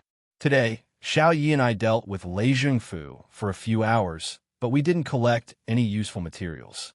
That old fox is very cunning. He is very careful with me, a strange girlfriend, and his mouth is very tight." Yang Chung chuckled and said, "I advise you to be careful. That guy is not simple. Since he can so brazenly buy connections to pollute the company, he must have a lot of spies in Zhonghai. You suddenly appeared today, and in such a private place, he will definitely be suspicious.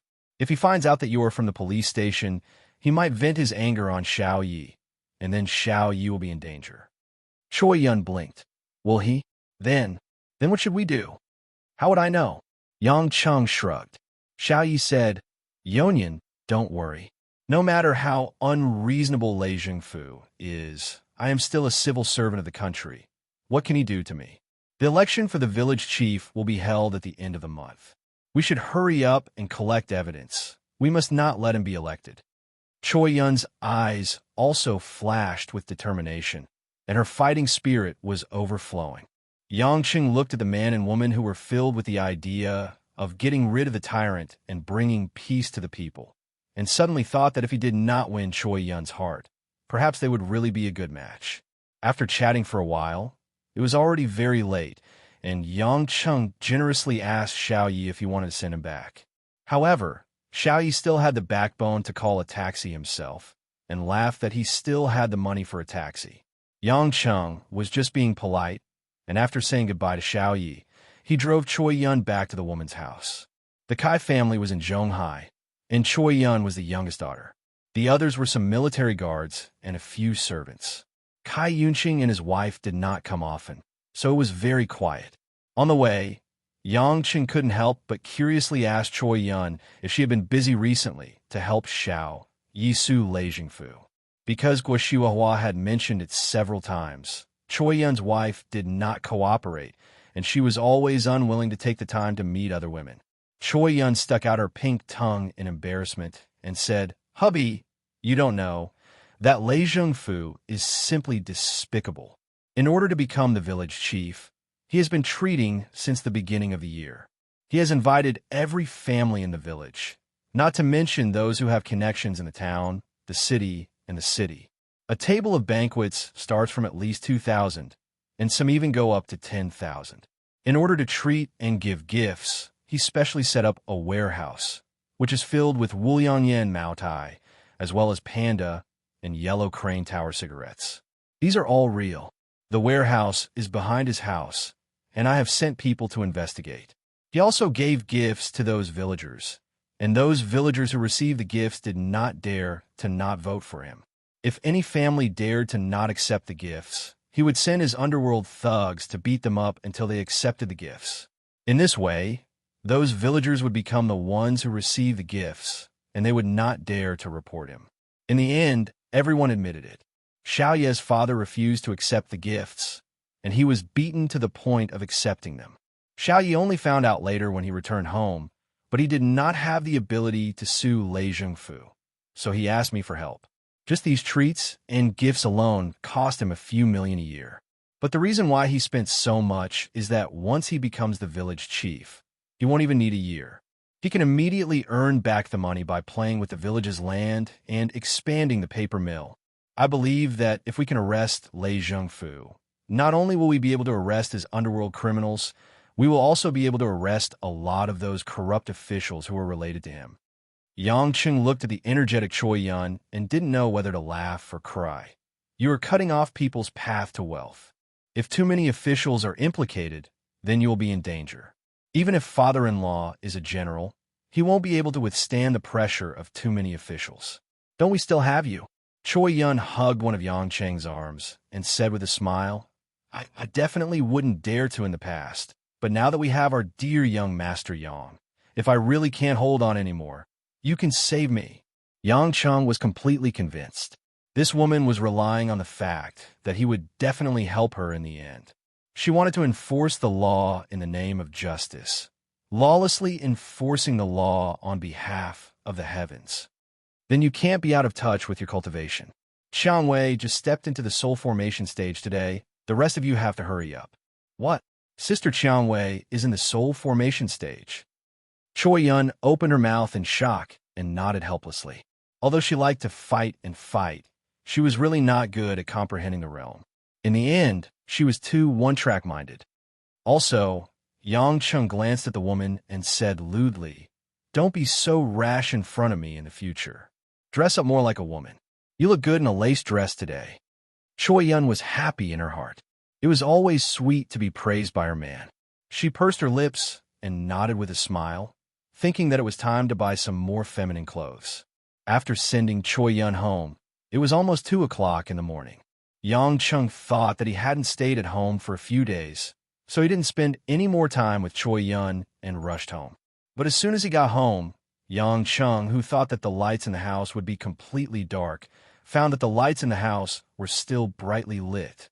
Chapter 11:57. If it was a normal day, Guo Mother Wang, and the others would have gone to bed early. After all, they were already 50 years old. Lin Ruoshi had to coax Lan Lan to sleep, so she didn't often work until late at night like before.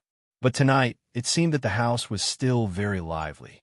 In the entire luxurious housing area, only their house was lit up. Yang Cheng pushed the door open and entered.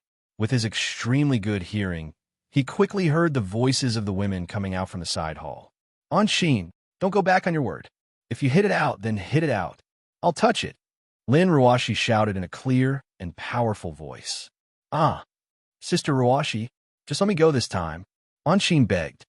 I'll let you go this time. Obediently give me the tiles. Oh, Ruoshi, it's already so late. Let's call it day after this round. Mom, you go to sleep first. We're not tired. Who said that? I'm about to faint.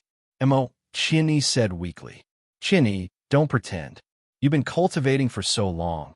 How could you be tired in such a short amount of time? My little aunt, please be merciful. My mother has already called to urge me to go back. She has never been like this.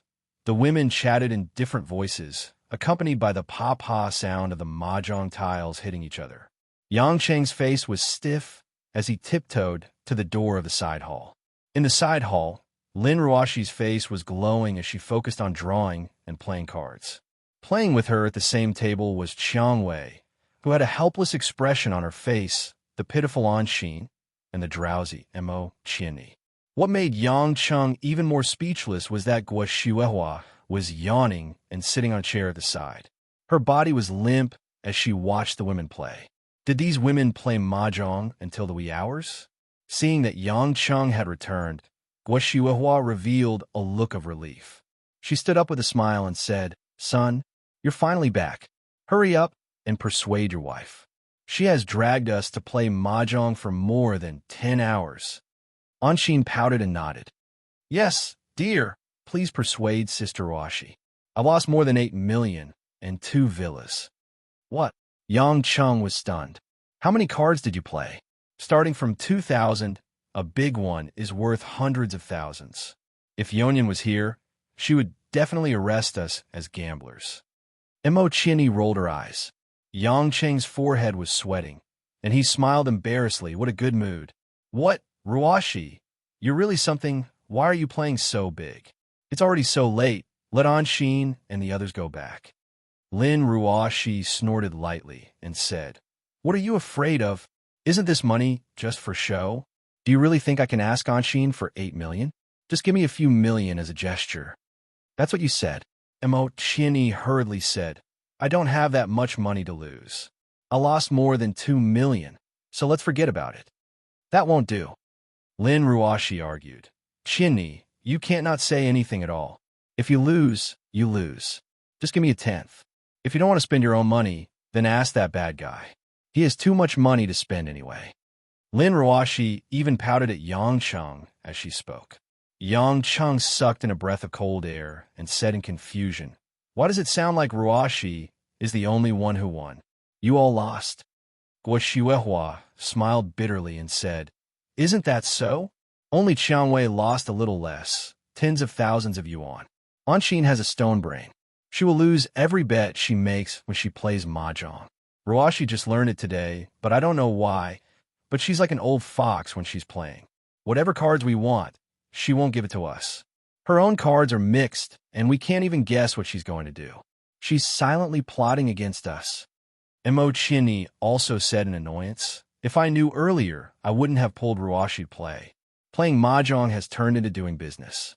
Even if all my brain cells die, I still wouldn't be able to beat her. I even want to die. Lin Ruoshi said happily, It's too late. Who told you to make me sit down and play? So playing mahjong is so simple. In the future, when you guys play, you must call me along. As she said this, Lin Ruoshi's face was beaming with happiness, and she was smiling sweetly. After listening to Guo Xuehua's explanation of the situation, Yang Cheng finally understood the gist of it. It turned out that after Yang Cheng left in the afternoon, Mo Chini taught Lin Ruoshi how to play mahjong. At first, Mo Chini's original intention was to make the relationship between Lin Ruoshi and the other sisters more harmonious, but the result made the girls complain incessantly. Although Lin Ruoshi was not good at singing, dancing, and other games that required physical movement, mahjong was a game of gambling, skill, and luck. It was a brain game that Lin Ruoshi was very good at. Lin Ruoshi soon discovered that at the mahjong table, some of the skills to make herself look calm, to make it difficult for others to figure out, to loosen the reins only to catch more jade, and to throw a brick to attract jade, actually had a lot in common with her game in the business world. Once it was connected with the scheming of her business, the woman quickly found the way, and the speed of studying it was surprisingly fast. It didn't take long before Lin Ruoshi didn't need Mo Chini to teach her. After she remembered the rules, as long as the cards weren't too bad, she could win almost every round. In the whole game, who played what, who didn't play what, who wanted to eat what, who wanted to touch what, Lin Ruoshi could quickly calculate it, just like a humanoid computer. Other women were just playing games, and it was fine as long as they were happy, but Lin Ruoshi was absolutely unwilling to admit defeat. Since she was playing, she had to try hard to win, just like how she had to win Anshin when she played games, but this time, other women were not her opponents at all. A rich little lady like Anshin, who was too lazy to use her brain to play casually, lost in a mess. As for Qiangwei, she used to be in the underworld, and gambling was a common occurrence. She didn't lose much, but if she wanted to win against Lin Ruoshi, she still had a long way to go. Son, you have no idea. Initially, Jiqing and Mingyu took turns to beat him up, but in the end, they couldn't take it anymore. Jiqing relied on her mother, Yulan, and was finally able to go home to rest. Mingyu's father sent someone to pick her up. Jingjing was a little luckier. She didn't know how to play, so she didn't participate and went back early. Only Mom, Qiangwei, and the others were left. Mom lost more than 300,000 today. Money is a small matter, but Mom is afraid of losing. And it's already so late, but Ruoshi still wants to continue playing. If she continues, it'll be morning. Guo Xuehua had a bitter face, suppressing her dissatisfaction. Yang Cheng rubbed his chin and said to Lin Ruoshi, All right, Ruoshi, since Mom has already said so, let's stop today. It's not like we won't have a chance to play in the future. Lin Ruoshi pouted unwillingly. I haven't played enough. I think you're happy because you keep winning. That's not right. You're building your happiness on other people's pain. Yang Qing advised, listen to me, go upstairs and sleep. As a mother, how can you gamble all night? Seeing that everyone was looking at her so eagerly, Lin Ruoshi could only put down the cards in her hand. All right, then let's call it a day. We'll come back another day. The women finally breathed a sigh of relief, especially Anshin, who was so tired that she almost turned into a puddle of water. Yang Chung sent Xiangwei and the other women out. Before leaving, Emo Chini whispered to him, Hubby, tell Ruoshi not to play mahjong, as if it's a business against a competitor. It's so hurtful. We were all letting Mom win on purpose, so that Mom could win more and make Mom happier. Once Ruoshi started playing, Mom kept losing. Mom didn't say it, but she was unhappy in her heart. Mom likes playing mahjong very much. She can't always hide from Ruoshi in the future, right? Yang Chung squeezed the woman's hand and smiled. You're really careful. No wonder Mom likes you so much. Emo Chini rolled her eyes at him. Anshin and the others are clear about this kind of thing. Everyone thinks so, but Ruoshi is stubborn. She doesn't admit defeat to her mother-in-law and wants to fight to the end. Why bother? Yang Chung sighed. Emo Chini said this for the sake of her best friend's relationship with her mother-in-law and daughter-in-law. He didn't know if he should say that Lin Ruoshi was simple or that this woman was too serious, but it wasn't a good thing to be too serious. After sending the women back, Yang Chung returned to the second floor of his house. Seeing that Guo Shuahua had already gone to rest, he walked to Lin Ruoshi's room and knocked on the door. Lin Ruoshi had just finished washing up and was about to rest. When she opened the door, she saw Yang Chung standing there. She asked curiously, Hubby, what's the matter? There's nothing else. I just wanted to tell you not to be so serious when you play mahjong in the future. Yang Chung roughly repeated what Emo Chini had said, but after Lin Ruoshi heard it, she frowned slightly, as if she didn't think much of it. I don't think it's appropriate to do that. If I know which card, I'll let the next player win. Wouldn't that be cheating? Even if my family plays mahjong, it should be fair and square and play seriously. There's no need to add to the bet. I might as well not play anymore. Besides, I didn't really want the money they lost. If I wanted to make Mom happy, did I have to lose to Mom on purpose? Mom can't be so spineless. If Mom, as an elder, is angry at me for such a thing, then I think Mom is too stingy. I didn't do anything wrong. Yang Chung looked at Lin Ruoshi's innocent expression and smiled bitterly. When it came to playing games, his wife was really stubborn. You silly girl, why are you so competitive when you play games? It's useless to say anything to you. All right, go to sleep. Yang Chung didn't know how to persuade her, so he simply ignored her and returned to his room while shaking his head. Chapter 1158. In the next 2 days, although Guo Shuahua was tempted, she didn't dare to ask the girls to come to her house to play mahjong. It seemed that Lin Ruoshi's stubbornness was quite a headache. But as a mother-in-law, she couldn't ask her daughter-in-law to give in to her so that she could have more fun. She had to pretend that it didn't affect her, but she was slightly dissatisfied in her heart. As for Yang Chung, he took care of the girls' cultivation, as usual, and went to work. He had 2 quiet days. The busiest person at home was the chubby little girl, Lan Lan, because the kindergarten planned to organize a visit to Zhonghai Safari Park before it was too cold.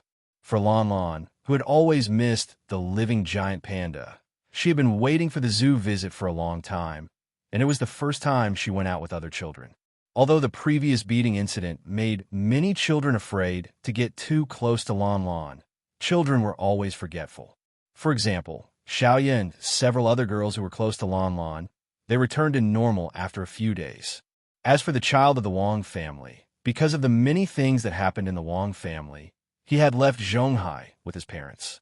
Early in the morning, Guo Shuehua specially changed a large school bag for Lan Lan. It was filled with all kinds of snacks. With Lan Lan's appetite, it was no problem to finish the whole bag. After Lan Lan said goodbye to the adults with a sweet smile, she and Minwan got on a white BMW X5 that was specially sent to pick her up. This car was specially prepared by Lin Ruoshi for Minwan recently, mainly for the convenience of taking Lan Lan out. The car with 700,000 to 800,000 yuan was also a relatively cheap car that Lin Ruoshi could take out. Minwan took the time to get a driver's license and immediately drove a car that was expensive in the eyes of ordinary people. She was also afraid, but then Yang Chung said, "What are you afraid of with Lan Lan?" Minwan was relieved. Lan Lan was not an ordinary child. Even if something happened while driving, it would never be the child who was injured. Although it was strange, in the end, when the two were together, it was more like Lan Lan protecting her than Nanny. On the way to the kindergarten, Lan Lan sat in the back seat and kept urging Minwan, "Aunt Minwan, drive faster. Hurry up. Lan Lan wants to go to the zoo." Minwan didn't know whether to laugh or cry. "My little ancestor, the bus to the kindergarten, is waiting at the entrance. It won't leave until it's time. It's no use for us to go to the kindergarten early." Lan Lan didn't care so much, but she was very eager and kept urging to speed up. After driving out of the mansion area in the western suburbs, there was a long stretch of road that led to the provincial highway in the suburbs of Zhonghai. Because there were many forks in the road, no one would usually drive from here, and it gradually became abandoned. However, this road was the shortcut to Yunhua Kindergarten. Minjuan's palms were sweaty. Minwan drove on this road every time. Under Lanlin's urging, Minwan stepped harder on the accelerator. But not long after, a van suddenly rushed out of the intersection in front of them. Minwan immediately braked. This intersection was obviously meant to let the vehicles on the main road go first, but the van didn't seem to follow the traffic rules at all. It came out just like that. Honk honk. Minwan honked, but the van still stopped in the middle of the road. What kind of situation is this? Do they have any manners? The village girl Minwan also criticized them. Lan Lan pouted. She was also very dissatisfied with the parking. At this moment, the back door of the van opened. Suddenly, 3 men dressed like hooligans with silver chains and dyed hair jumped out. The men quickly ran to the side of the BMW. One of them, who had dyed hair, used his fist to punch Minjuan's driver's door. Bang, bang, bang. The man hooked his finger. "Open the door. Get out." Minwan was so scared that her face turned pale. Just when she was trembling and didn't know what to do, she heard the back door open. It was Lan Lan who got out of the car angrily. She opened the door and jumped out. The chubby little girl placed her hands on her waist. Her watermelon-like fringe fluttered in the cold morning wind. She looked like a little elf in winter. "Why are you blocking our way? Lan Lan wants to go to the kindergarten. Drive the car away." Lan Lan shouted angrily. The redhead and the other 2 men were stunned. They didn't expect the little girl to jump out of the car herself. Minwan couldn't hide anymore. She quickly opened the driver's door and ran out of the car. She hugged Lan Lan and asked nervously, "Who are you? Why are you blocking our way?" "Hee, you don't need to know. Sit at the back.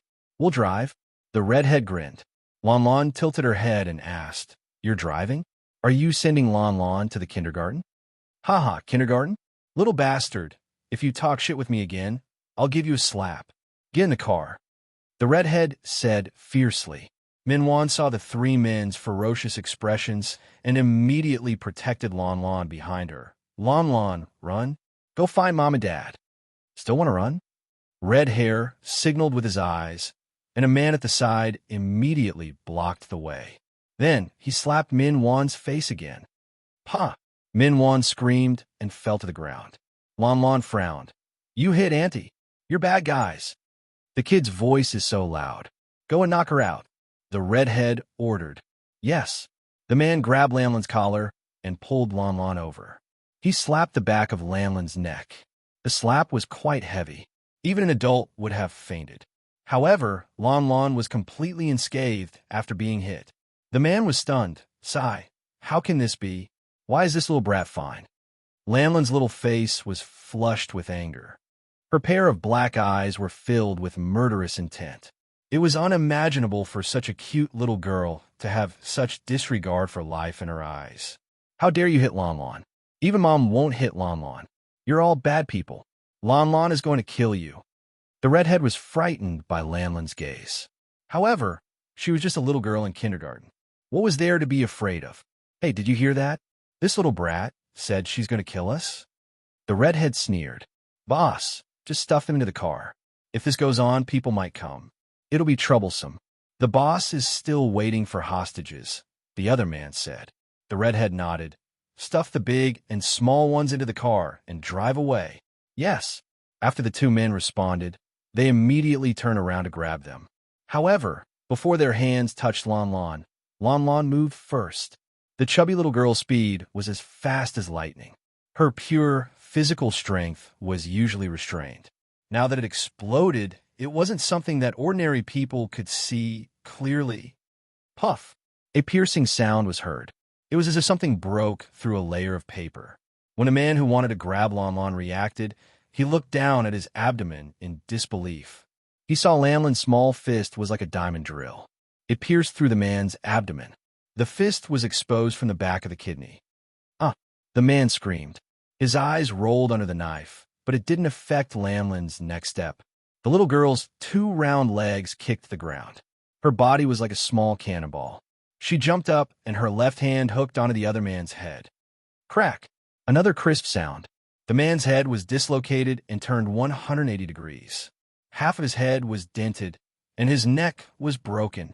The redhead saw that his two men were dead in 3 to 4 seconds. He suddenly had the urge to pee. His legs trembled, and he didn't dare to move. Lan didn't have the slightest intention to restrain herself. She walked in front of the redhead and lifted her leg to kick him. Ah! The redhead's calf was swept by Lanlin's kick. The sound of his calf bone breaking could be heard. Minwan wanted to stop Lan, but it was too late. By the time she realized what was going on, the 3 men who wanted to kidnap her had already been killed by Lan. Not far away, the only driver in the van saw that his 3 companions had been strangely disabled by a little girl. He was so frightened that he quickly turned the van around, stepped on the accelerator, and fled. He didn't dare to stay for a second longer. Minwan couldn't care less. She looked at the blood flowing on the road and rushed forward. She carried the unhappy Lan and placed her in the car. Lan, be good. Sit down and wait for Annie's call. Minwan knew that she couldn't make the decision. It was obvious that someone was here to kidnap Lan. She had to inform Yang Cheng and Lin Ruashi as soon as possible. Thus, she took out her phone and made a call. Lan pouted and nodded. She then looked at the digital clock in the car with a wronged expression. Lan didn't have the mood to care about the bloody mess on her body and the 2 dead and 1 injured kidnappers on the ground. At this moment, because it was still early, Yang Cheng and Lin Ruashi were sitting on the sofa with Guoshiwa and Mother Wang, watching the morning news. Yang Cheng suddenly saw his phone vibrating. He took a look and saw that it was from Minwan. He was slightly puzzled. Usually, Minwan would call Lin Ruashi if something happened. Why did she call him this time? He picked up the call, and before Yang Cheng could ask anything, Minwan said a bunch of words in a hurry. Yang Cheng frowned, and a cold light flashed in his eyes. He stood up suddenly and said calmly, "Wait there. I'll be there soon." Chapter 1159. Lin Ruashi saw Yang Cheng's solemn expression and asked worriedly, "Hubby, what happened?" Yang Cheng hung up the phone and said in a deep voice, "Minwan and Lan were intercepted by strangers on the road. They wanted to kidnap them." "What?" Lin Ruashi got up in panic. "What about now?" Guoshiwa and Mother Wang also looked over nervously. Yang Cheng comforted them with a smile. "They have been defeated by our baby daughter. I will clean up the mess for her. Don't worry, Lan is fine." Lin Ruashi breathed a sigh of relief and patted her chest. "Then go quickly. You are fast. I will catch up with you." Yang Chen didn't want to waste any more time. He didn't drive and dashed towards a small path. It would be easy for him to find Minwan and Lan along the way. In the blink of an eye, Yang Cheng had appeared at the scene of the incident. "Mr. Yang, you are here." Minwan was also experienced. She was not surprised to see Yang Cheng suddenly appear. Yang Cheng nodded and walked to the side of the car. He reached out and carried Lan out of the car. Looking at the unhappy, chubby little girl, he patted her to make sure she was fine. Then, he looked at the 3 guys on the ground. The 2 men had been killed by Lan. The red-haired guy with a broken leg had fainted because of the excessive pain. Yang Cheng looked at Lanlin's generosity. She was really good. The degree of ruthlessness was really like a daughter inheriting her father's business style. Although this view was a bit abnormal, Yang Cheng was really satisfied with his daughter's decisiveness in killing people. "Dad, Lan wants to go to the zoo." Lamlin's pitiful eyes were already filled with tears. So much time had passed. The child was afraid that she would not be able to catch up with the group. My clothes are covered in blood. How am I supposed to go to the kindergarten? Minwon said helplessly. Yang Chung smiled. Don't be afraid. Dad is very fast. I'll take Lan Lan back to change her clothes and fly to the kindergarten immediately. I'll definitely make it in time. Lamlin's face lit up and she clapped her hands. Oh, Daddy is the best. That's true. But Lan Lan, if you want to kill someone in the future, it's best to choose a method that doesn't cause bleeding. You don't have to dirty your clothes, so you don't have to change clothes. How do we kill bad guys without bleeding? Lan Lan asked curiously. Yang Chung gave an example. For example, flatten a bad guy's neck, turn his head around, or throw a rock at him from a distance. Anything is fine. Lan Lan nodded in a daze. Then Lan Lan will give it a try when I want to kill a bad guy in the future. Hee, that's right. You're my good daughter. Yang Chung grinned. Minwon was speechless at the father and daughter. How could they have the mood to talk about such a scary topic? There were still 3 kidnappers lying on the ground. Although it was an attempt, they should at least know why they were here to intercept the kidnappers. Yang Chung turned around and said, Minwon, when Ruashi comes over later, ask her to contact Yonyan directly. There are still survivors here, so it shouldn't be too difficult to investigate. I'll take Lan Lan back to change her clothes first. Because the women were all cultivating now, Yang Chung had already asked the Sea Eagles to return to Europe. After all, most of them had family and they would miss them. Therefore, he could only trouble Choi Yun to investigate this kind of thing. Minwon nodded blankly, indicating that she understood. When there was no one around, Yang Chung teleported back home and ran to Minjuan's room. Lanlin's clothes were also there. He changed the little girl's clothes, wiped off the blood on her face, and sprayed some perfume to cover up the smell of blood. It took less than 10 minutes. In the next moment, Yang Chung had already moved to the rooftop of Yunhua Kindergarten with Lan Lan in his arms. This way, he would not appear out of the blue and be seen by others. After opening the door of the rooftop, Yang Chung sent Lan Lan downstairs just in time. Lan Lan was not affected by the murder at all. Instead, she felt that this morning was particularly exciting. Before leaving, she even begged Yang Chung to bring her to fly more often in the future. How could Yang Chung listen to her? He patted the chubby little girls, but asked her to hurry to the classroom to meet the other children. Then, he quietly returned home. Lin Ruashi had already followed Yang Cheng's instructions and asked Choi Yun to send police officers to the scene to deal with it. The 2 men were already dead. After the remaining red-haired man was arrested, he was sent to the hospital. His broken leg was slightly treated, and the follow-up treatment was postponed. Although Lan Lan killed someone, she was still a child after all, and it was self-defense, so it was not a big deal at all. Choi Yun was naturally very dissatisfied that her goddaughter was almost kidnapped. After asking someone to quickly find out the information of several kidnappers, the ward directly became the interrogation room of the police station. Yang Chung and Lin Ruashi stood together in the ward. He was not in the mood to go to work. No matter what, he had to get rid of the mastermind behind the scenes who dared to kill his daughter. You don't have to hide in front of me. We have already found out that you're a member of the previously disbanded Dongxing Society. Meng Jun, your 2 subordinates, Ah Zhe and Wang Fei, also have many records of going to the police station. We, the police, have your information on file. If you cooperate with our police investigation and tell us the mastermind behind the scenes and the conspiracy, then you can still be given a lighter sentence in court. If you dare to keep silent, then I can guarantee that based on the background and identity of the child you kidnapped, you will have to wait at least 10 years to get out of prison. Even if you die, no one will dare to say anything. Choi Yun interrogated the red-haired Meng Jun with a stern face. There were many exaggerations, but it was quite effective. Meng Jun's legs were still in pain. When he heard the beautiful policewoman in front of him used such harsh words, he trembled and swallowed his saliva. Police comrade, police officer, I'm just a small fry to earn some extra money. A boss hired me to bring my brothers to kidnap the child, so we just squatted there. We were just working for the money. We didn't even know who the boss was. Then after you kidnapped the child, where were you going to send the child to? What's your purpose? Choi Yun questioned. Meng Jun hurriedly said, the destination is an abandoned rice cake factory on Nanning Road in the western suburbs. We just had to send a child there. The boss will send someone there to hand over the child. Didn't you have an accomplice who ran away? Where is he now? Meng Jun gritted his teeth and said, oh right, police officer. His name is Alu. He isn't one of us. He was sent by the employer to supervise our work. He definitely knows the mastermind behind the scenes. Although he ran away, I can tell you the car plate number of the car. You will definitely be able to find clues about him. The red-haired man was also panicking.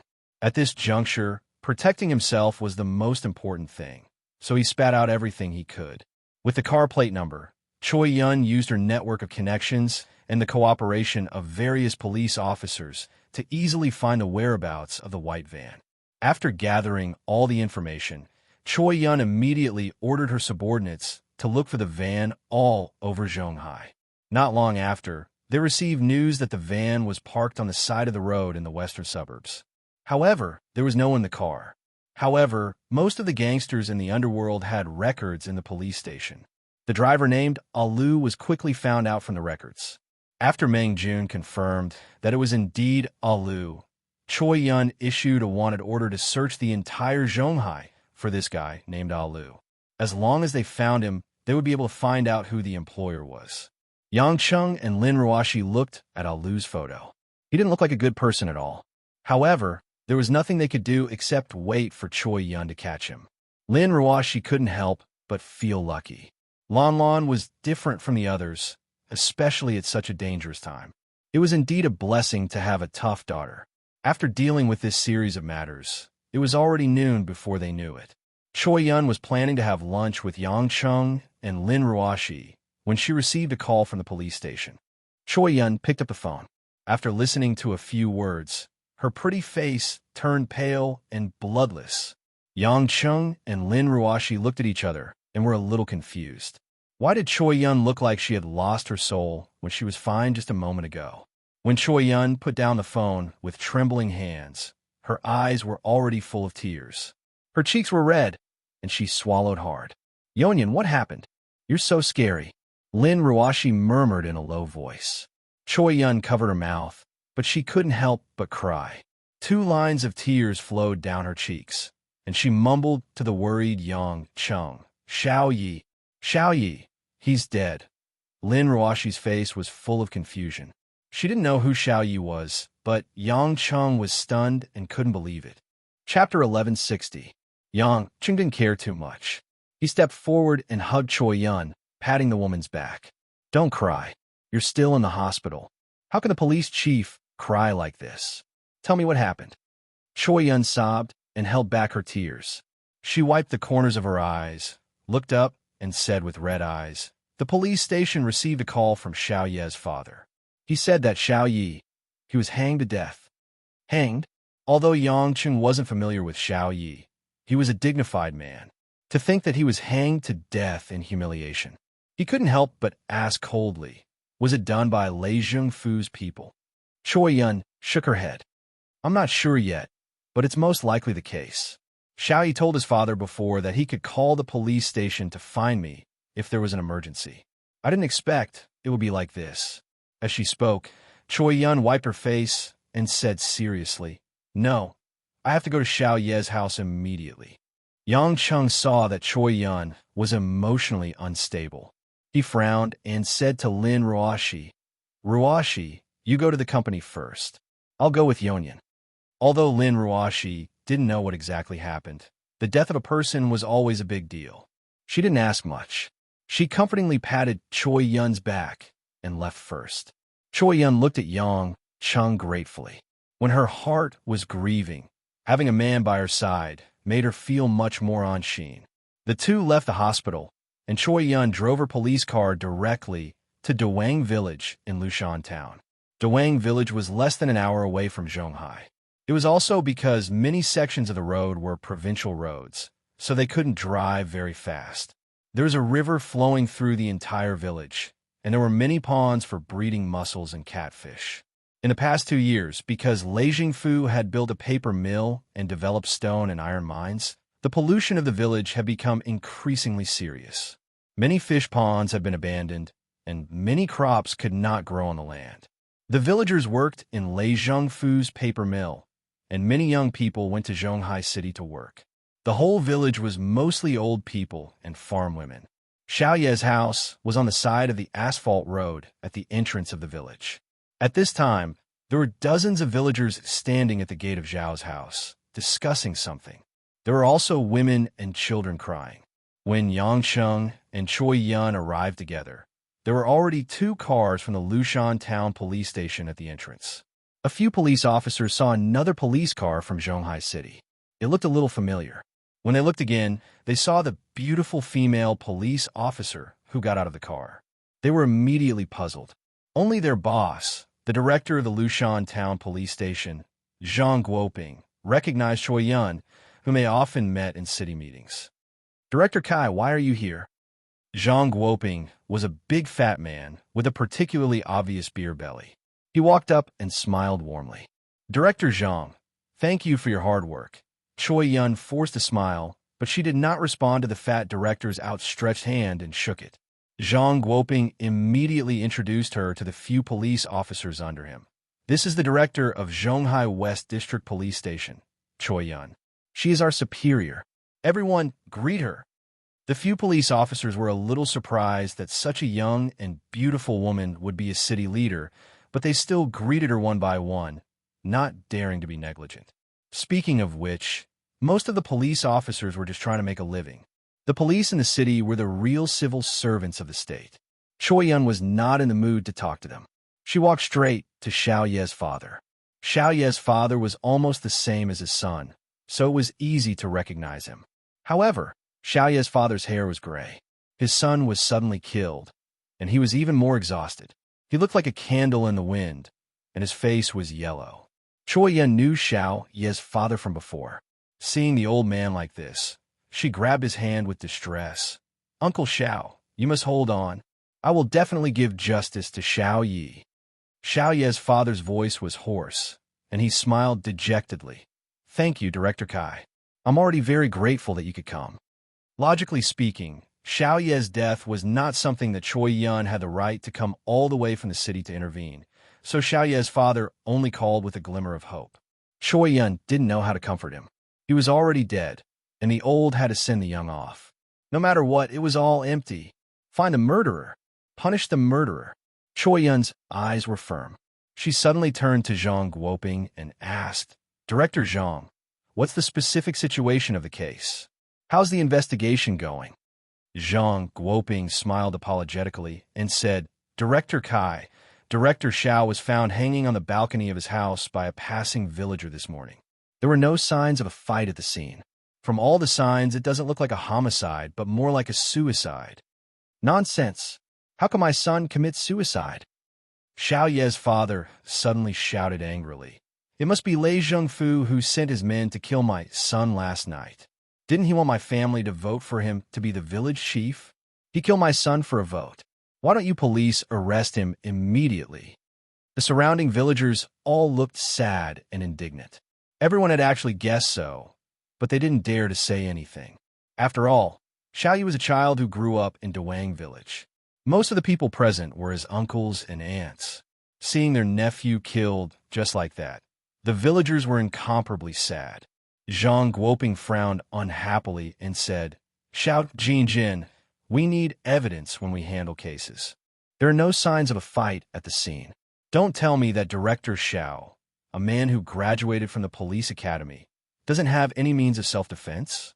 Yang Cheng, who had been watching from the side, interrupted and asked, "Then you said that he committed suicide.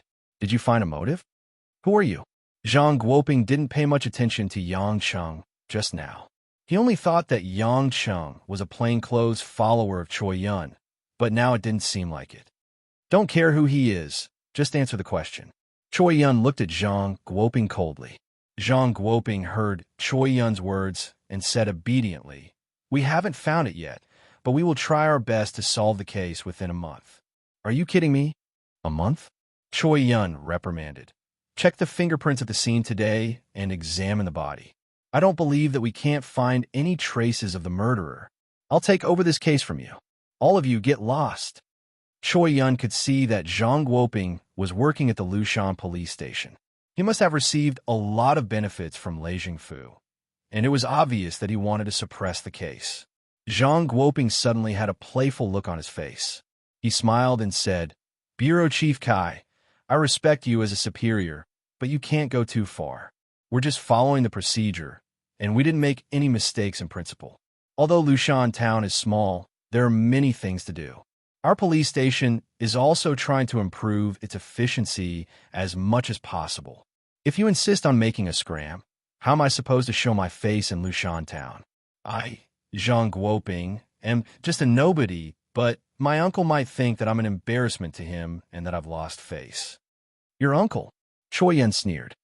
"Are you talking about Director Zhou of the Public Security Department? Do you think I'll give in to you just because your uncle is my superior?" Zhang Guoping snorted. "Bureau Chief Kai, let's mind our own business. I'm the one who calls the shots in this case." "Zhang Guoping, you have an uncle who's the director of the Public Security Department, but you can only be a police station chief in a small town. Do you know why?" Zhang Guoping frowned and was a little unhappy. "Bureau Chief Kai, are you mocking me?" "Forget it, I'll tell you."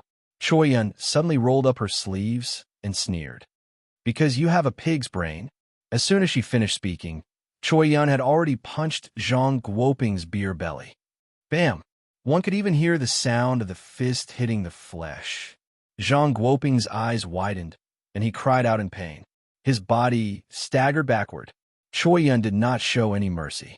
She punched Zhang Guoping's left cheek again. His entire fat face was thrown backward, and his nose and mouth were bleeding. The villagers and a few policemen were dumbfounded. A handsome and beautiful policewoman actually hit someone without saying a word.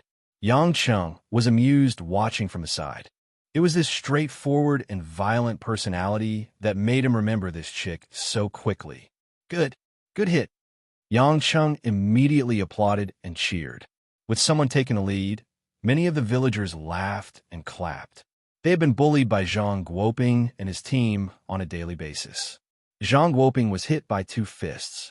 He panted and leaned on 2 of his subordinates. He pointed at Choi Yun and shouted, "Be asterisk Tisichu, you've got guts. I'm going to report this to the higher-ups. You're finished."